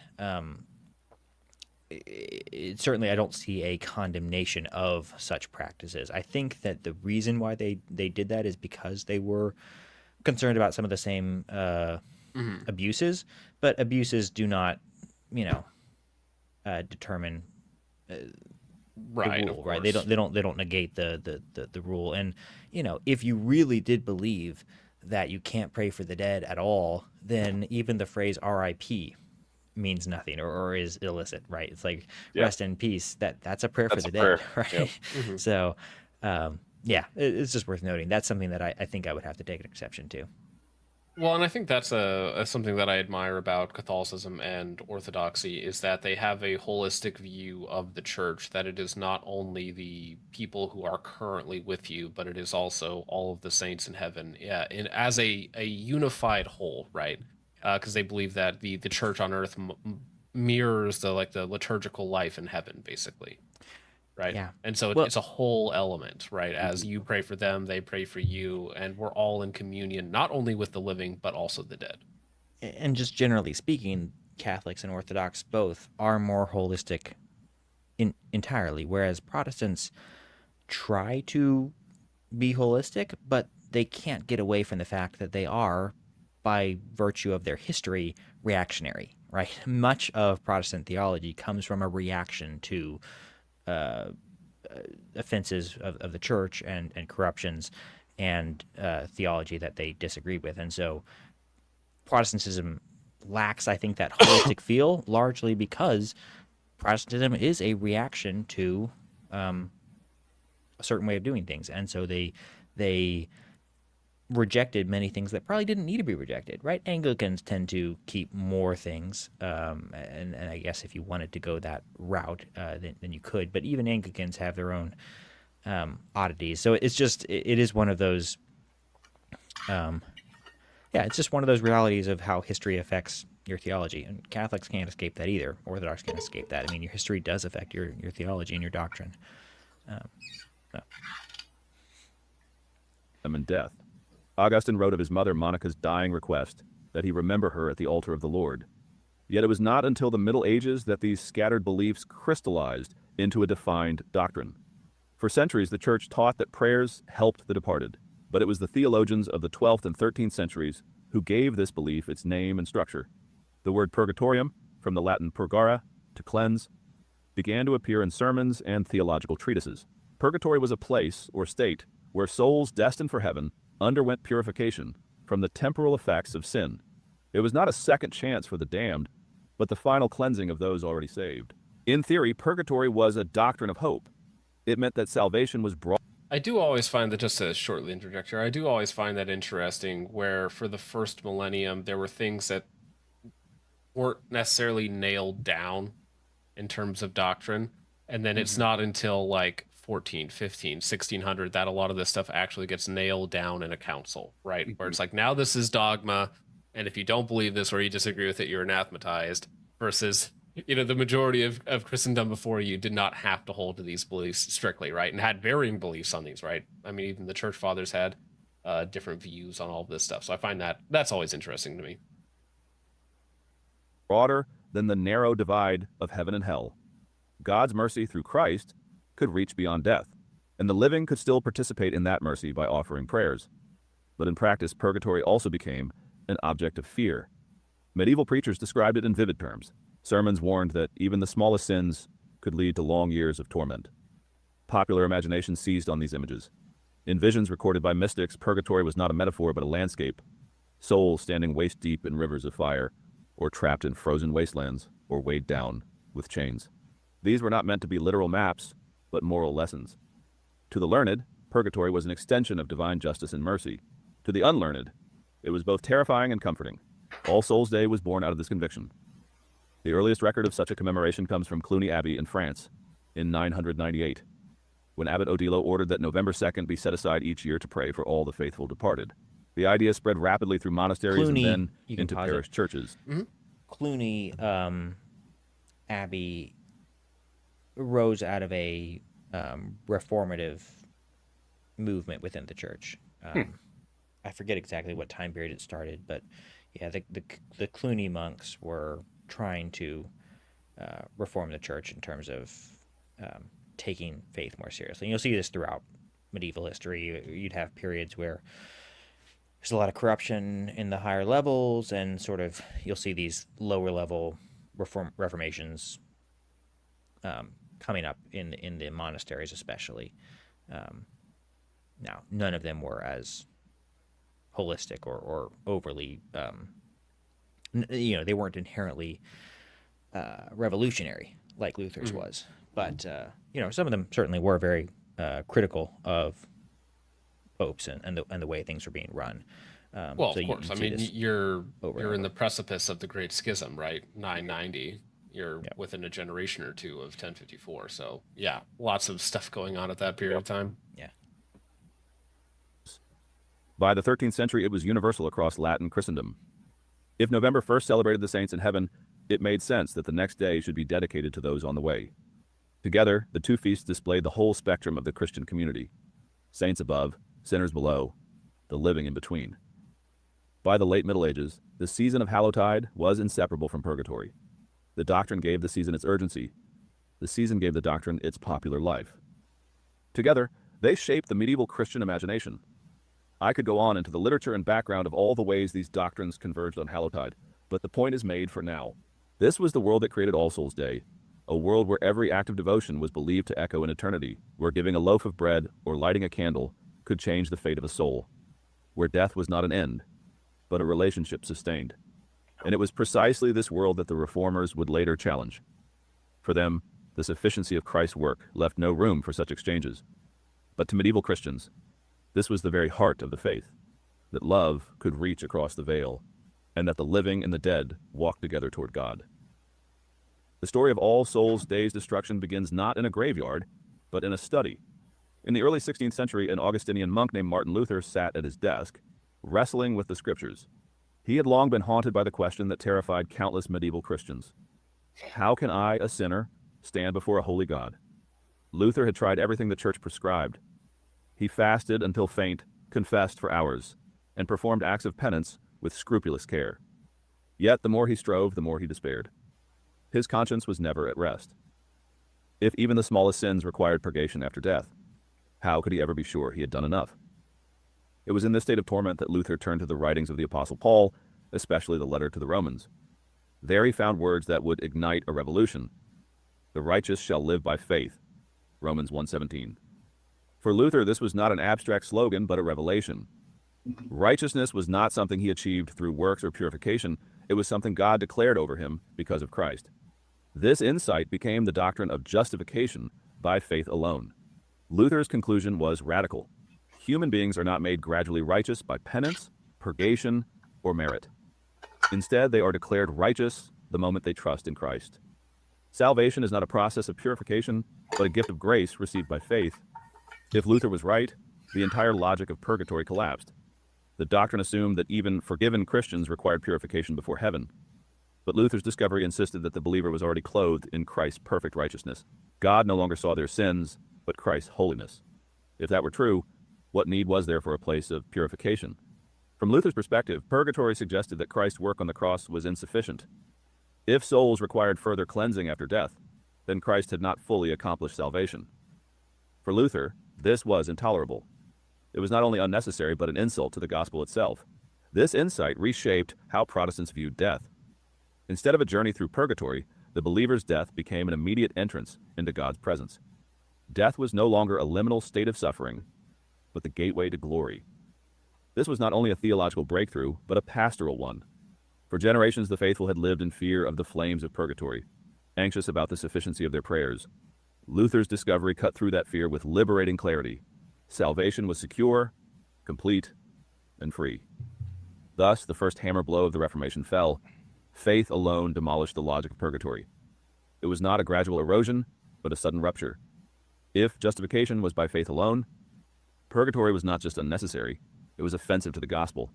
And if purgatory fell, so too did the entire edifice of All Souls' Day.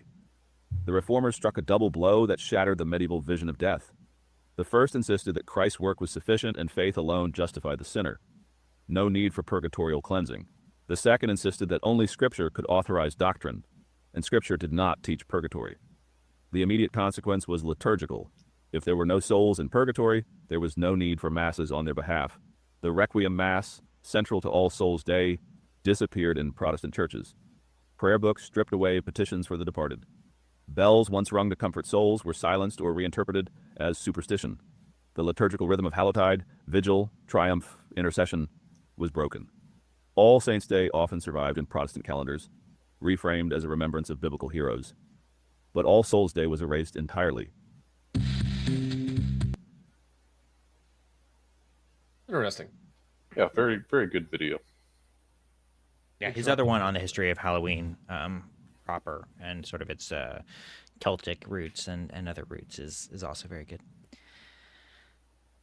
The note about requiems is interesting because requiem masses are very pretty, and it's a classic funeral mass. It's a whole collection of music that'll be written for a funeral, and there's been a number of requiems written by very famous composers. And so, like, Mozart has a requiem. There's a number of famous requiems written from a Catholic perspective.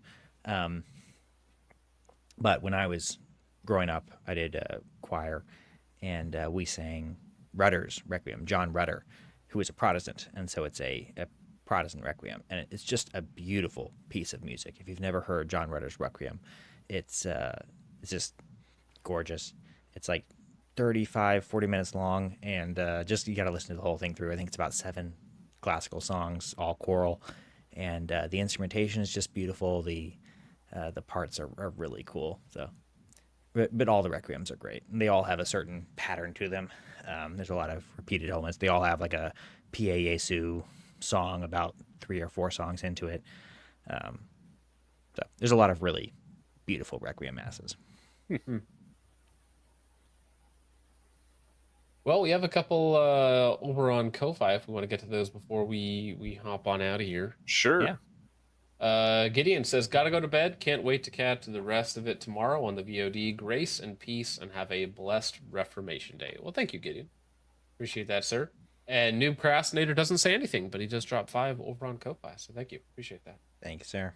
I mean, we've had this discussion before, but that is the main distinction, right, of sanctification versus justification by faith alone, right? Whereas it sounds so similar to say, well, it's a combination of faith and works, or it's faith alone for justification, and I always get the two confused. But yeah, I mean that is the main delineation, right? Well, Protestants had an innovative way of looking at it where they split salvation broadly into 3 parts: justification, sanctification, and glorification.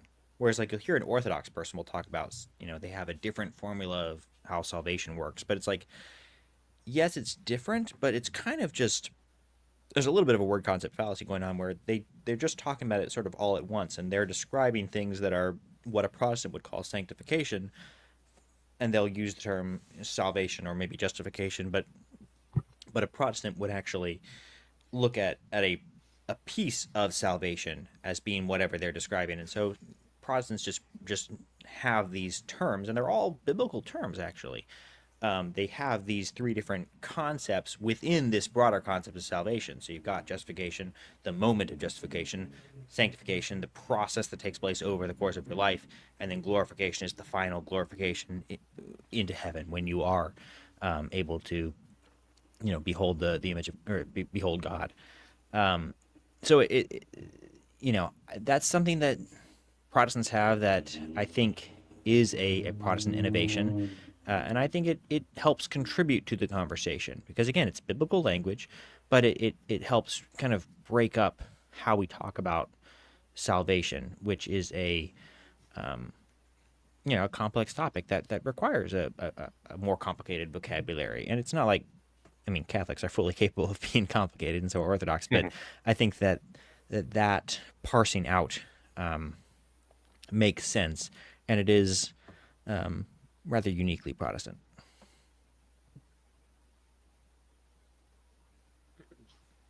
Christian, had you ever heard those terms like used in the, or have you ever heard sort of that three-part explanation of salvation in the Catholic Church? No, I have not. Maybe I was just not paying attention during catechism, but I actually listened to the Baltimore Catechism not too long ago. It's like a 40-part series on YouTube, but I don't remember anything like that in there, to be honest with you. I'll have to rewatch the salvation portion of it just to kind of get a better grasp of it. Yeah, fair enough. Mm-hmm. Let me see if I can find which video Ryan Reeves talks about the Catholic version of their view of sin. Let me see if I can find that. And I know the Baltimore Catechism is considered out of date, but I like the traditional aspect a little bit more. Is it? How old is it? It was, I think it came out, when did it come out? Like 1880s, maybe? I think. Could be wrong.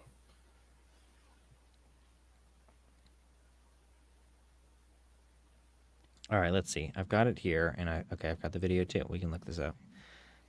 Late medieval background to the Reformation. That's what I need to look up in YouTube, so let's see. Ryan Reeves. Late.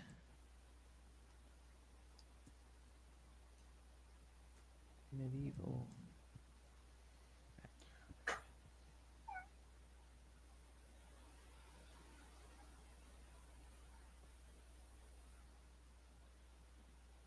Okay, got it. All right, let me share my screen. See if I can find it.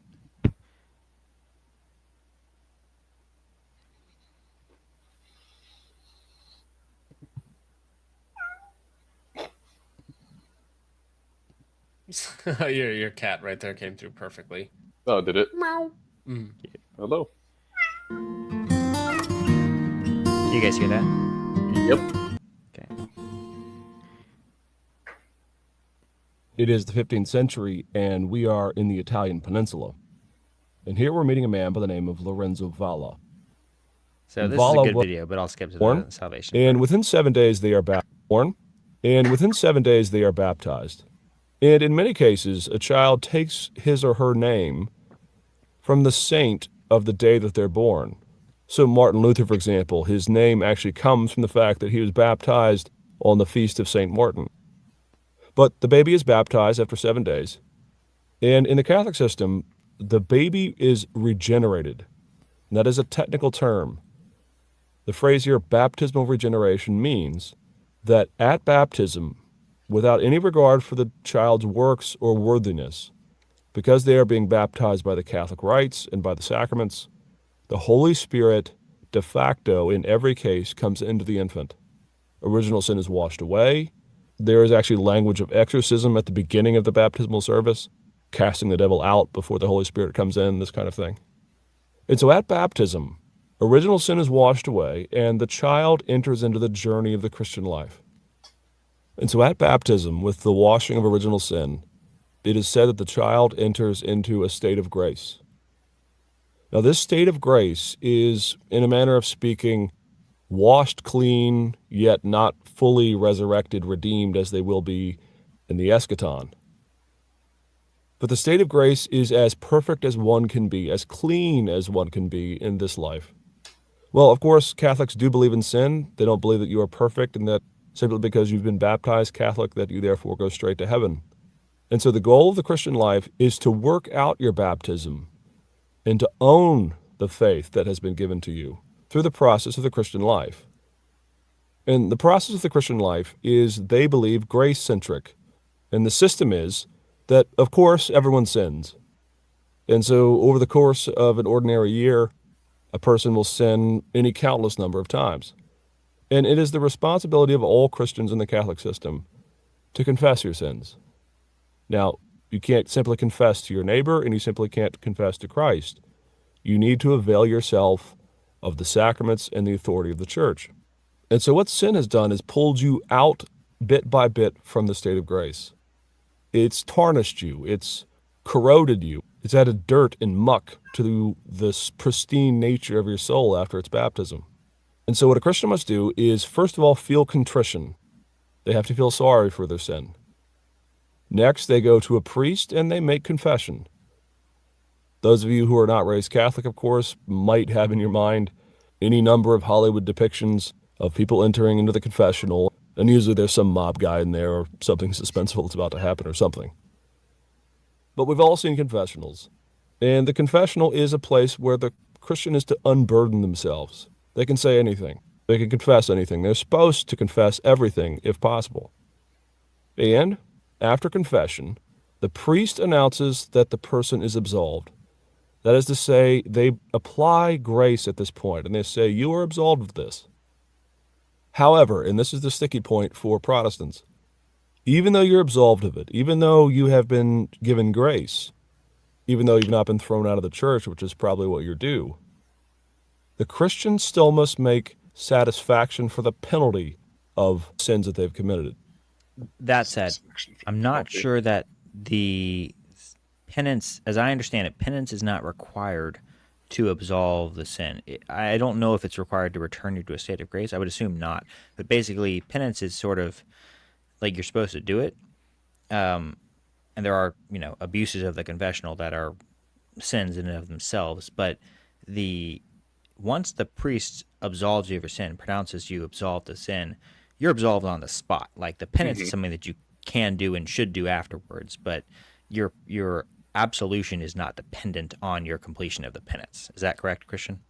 Yeah, no, you're pretty much hit the nail on the head there. I think penance is more like, so the way I kind of look at it is like you discipline your child, you make them go sit in the corner for 10 minutes or something like that. So you give him some discipline.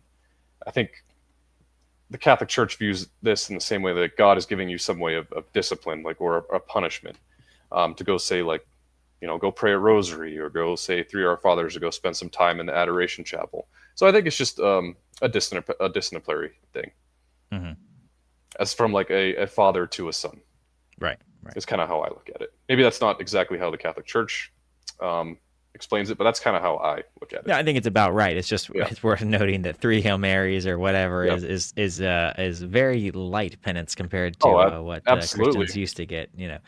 I mean, granted, in the early church, they were dealing with people that basically apostatized and would turn in the holy books or would deny Christ, and so it was seen as a very significant sin, and so the penance was very grand. In general, penances have become significantly less weighty, it would seem, over time. But the nature of sin has perhaps changed, although I would suspect that even as sins are very bad, I think that the penance is still pretty weak sauce compared to how early Christians used to think of it. I would absolutely agree. As far as confession, I mean, from a Catholic to a Protestant perspective, I think it is more challenging to go to a priest in the flesh and just lay out all of your wrongdoings, as opposed, I'm not opposed to doing that to Christ directly as well, but I think it's harder to do that to someone in the flesh as opposed to spiritually. That's just my take on it. No, I agree. And I mean, the real Protestant perspective, so you are supposed to confess your sins to each other, and I mean, explicitly when it is a sin against another person, right? It's not enough just to confess it to God and be like, okay, I'm good. No, if you sinned against someone else, then you go and you confess it to that person as well. I mean, that's how I was always raised. And if you sin against your brother, you have to ask forgiveness for God, but your job isn't really done until you've also asked forgiveness of your brother, of the person who you wronged.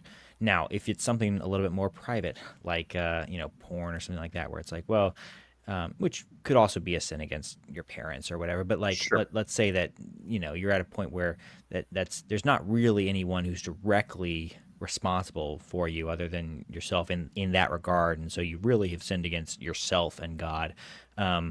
Then it could seem a little bit like cheap, where it's like, oh, all you have to do is ask forgiveness for God, and you're good. And I think that Protestants should, and this is certainly Luther would have emphasized this, should confess to other people even those sins, right? If you have a particular sin that is habitual and common and is impeding your walk with Christ, then you should not keep it a secret sin, right? Protestants should never have secret sins. I mean, you might have a sin that is primarily against God, not really against anyone else, and you just, you ask God forgiveness and you move on with your life.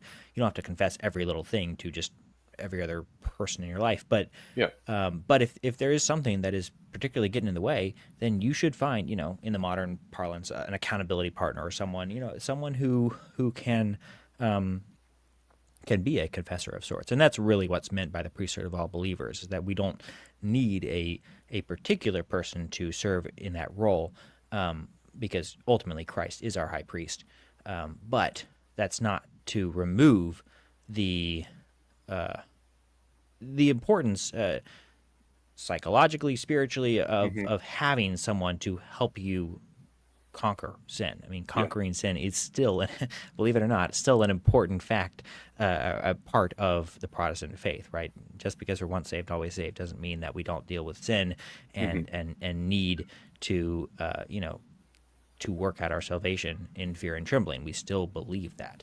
And ultimately, I mean, we've talked about this a little bit before, but the real distinction between Catholic and Protestant views of salvation is far less great than it's been chalked up to be in history. I mean, I think once you start to understand, there's sort of a word concept fallacy of, one side using justification to mean this moment of justification, and one side using and Catholics using it to refer to more a holistic process that includes sanctification. Once you start to parse things out and really move beyond that word concept fallacy, you get a lot more clarity.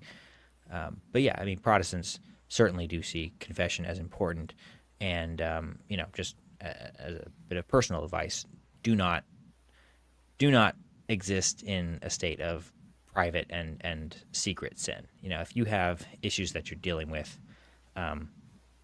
let someone into that struggle with you. It is not good to yourself or your soul to just continue in that without any accountability, yes, but even just someone to pray for you, someone to know what you're going through. It's really important. No, I think that point emphasizes the importance of fellowship and having fellow Christians to essentially keep you accountable. I think that's extremely important. Yeah.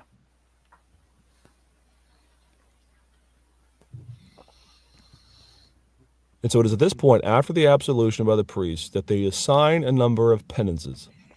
And a penance can be any number of things. Giving alms to the church, and an alm is anything above and beyond your tithe.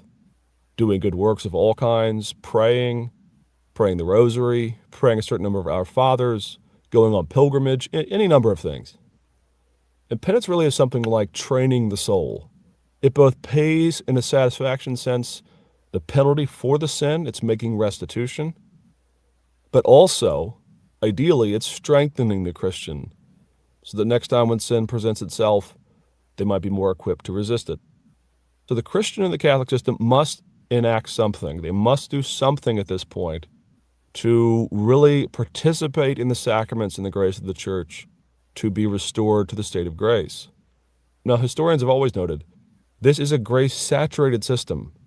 The sticking point, and we'll get to this in more detail later, is the issue of satisfaction and the repaying of the penalty itself, even after the absolution of the priest. At the end of one's life, should you have more deductions than deposits, so to speak, on your spiritual ledger, then before heaven you enter into one last phase, one last time of the purgation of your soul through penance, and hence the name, you go to purgatory. Again, let's say you've made confession and you were unable to do all the penances that are assigned. Well, in the Catholic system, you have the opportunity to make up time after your death. And after purgatory, you finally ascend to heaven and have the beatific vision. All right, so there you go. If you're a Catholic or if you're not a Catholic and you want to understand Catholicism, take a screenshot of this because this is just a helpful reference. It's simple, but it's foreign, at least to Protestants, and I don't know exactly how close it is to Orthodox theology. I assume it's pretty close, if not identical, at least in this respect. But yeah, I just think this is a great reference, and I've used this several times. This is medieval salvation. I don't know what the modern nuances would be. I think it's pretty similar. I mean, I was yes, about this to is say, medieval. this is pretty much what Catholics do nowadays. But yeah. Yep. That's my understanding. Mm-hmm. So yeah, there you go. But yeah, the state of grace is a very important thing. Like obviously, we believe if you commit a mortal sin, you are out of that state of grace and no longer worthy of receiving the sacrament of the Eucharist, which is obviously the centerpiece of Catholicism and the Catholic worship. So that's why I value. That's why I go to I try to go to confession every week in order to be worthy of receiving that sacrament, because it keeps me accountable. Like, okay, I want to receive the Eucharist this week. I should probably not do my habitual sins that I usually do. And my goal is to have 1 week where I don't have to go to confession. So if you are not in a state of grace, you're not supposed to receive the Eucharist. It's actually, in Catholic doctrine, it's actually detrimental to your soul to receive the Eucharist while you are in mortal sin. Gotcha. Makes sense. I mean, Paul says you're eating and drinking judgment upon yourself. So, gotcha. So if you have committed a mortal sin, and again, there's a distinction that Protestants don't really make, but so if you've committed a mortal sin, then you have to go to confession prior to receiving Eucharist, right? communion. And I've heard that in the more sedevacantist churches or the more traditional churches, the Latin masses, you will have large groups of people that are not receiving communion. Whereas, in every service I've been to in a Catholic church, in a Catholic mass, it's like everyone just goes up. I've seen kind of a sad statistic today that I think it's either for 40% or 60% of Catholics don't believe in the true presence of Christ in the Eucharist anymore. That too. So they just go up and receive it willy-nilly and don't see the detriment of it. Right. So I think that's kind of a little bit of the lukewarming of the faith, maybe a post-Vatican II thing. I mean, I could just be spitballing, but that's kind of my opinion. Like going to the Novus Ordo Mass, that kind of weak-sauced the worship, in my opinion, kind of made it less reverent, maybe made the Eucharist less reverent in the minds of people. That's just kind of my opinion on it. Pop quiz. Do you guys know what the term genuflect means? Yeah. Well, I know what the action is. Well, yeah. Yeah. John, I've only heard it as the action. I do not know the definition. Well, do you know what the action is? I have only heard it. I don't know what it actually is. Okay. At least to get down on your knees, right? And yes. Okay. Yeah. Which, that's what I do when I receive the Eucharist. I get on my knees and I don't take it in the hand. That's just how I do it. But even just throughout the Mass, the traditional Mass, there's 17 genuflections or whatever, whereas in the Novus Ordo, there's less, right? It's the times in the Missal where it says, get on your knees at this point. You're standing up and kneeling a lot. Where if you're a Protestant, you're just sitting there awkwardly while everyone pulls up the knee brace things. It's anyways. But I think that's another thing that Catholics have gone very soft on nowadays as well, is genuflecting. When you enter in the church, leave the church, even when you get up from your pew to leave, you're supposed to genuflect towards the tabernacle, towards the Eucharist. Right. Mm-hmm. And I only see a few people kneel when they receive the Eucharist nowadays. So it's much less common. Yeah. Do you receive it on the tongue or do you receive it in your hand? I don't receive it in the hand. I put it on the tongue. Yeah. Traditional man. Yeah, I try. Mm-hmm. But you go to a Novus Ordo Mass? I do. The traditional Latin Mass is slowly going extinct. Really? Yeah, it's getting less and less prevalent. I think there's Seems only like everyone that I heard, it's like all the rad trads are talking about how it's the new thing. Like all the young people are going to the Latin masses, but it's not really sticking around. it's slowly being worked out of most parishes. Unfortunately, there's only a couple that offer it near me. Well, and I think, I'm not the first person to say this, but I do think there's something special about going to your local church. I try to stay at my local parish and support that community. Yeah. But there could still be very high Norvis Ordo masses. I think there could still be very reverent Norvis Ordo masses. For sure. Mm-hmm. Yeah, I've never actually been to a Latin mass. I have been to several Norvis Ordo masses. It's a cool experience, but yeah. Yeah, I'd like to go sometime. AMR, I don't know why you're getting on me. Yes, I do sin. I'm a sinner. I'm a big sinner. Big sinner me. I don't know what to say. Stop it. Stop it now. Stop it. I'm going to put you in a box. That's right.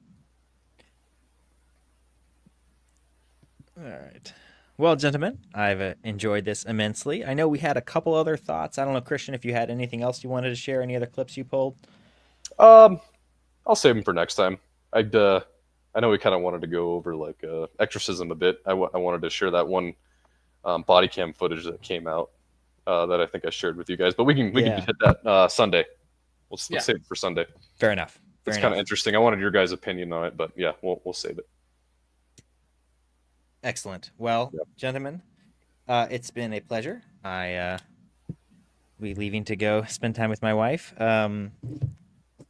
November is upon us, so be strong, gents.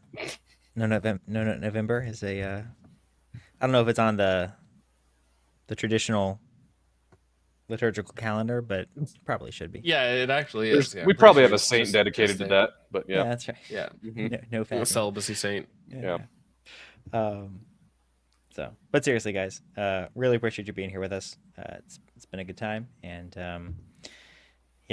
God bless. Enjoy your Halloween festivities, and remember the dead, and Christ is King. There's more to this life. God bless everyone. God bless.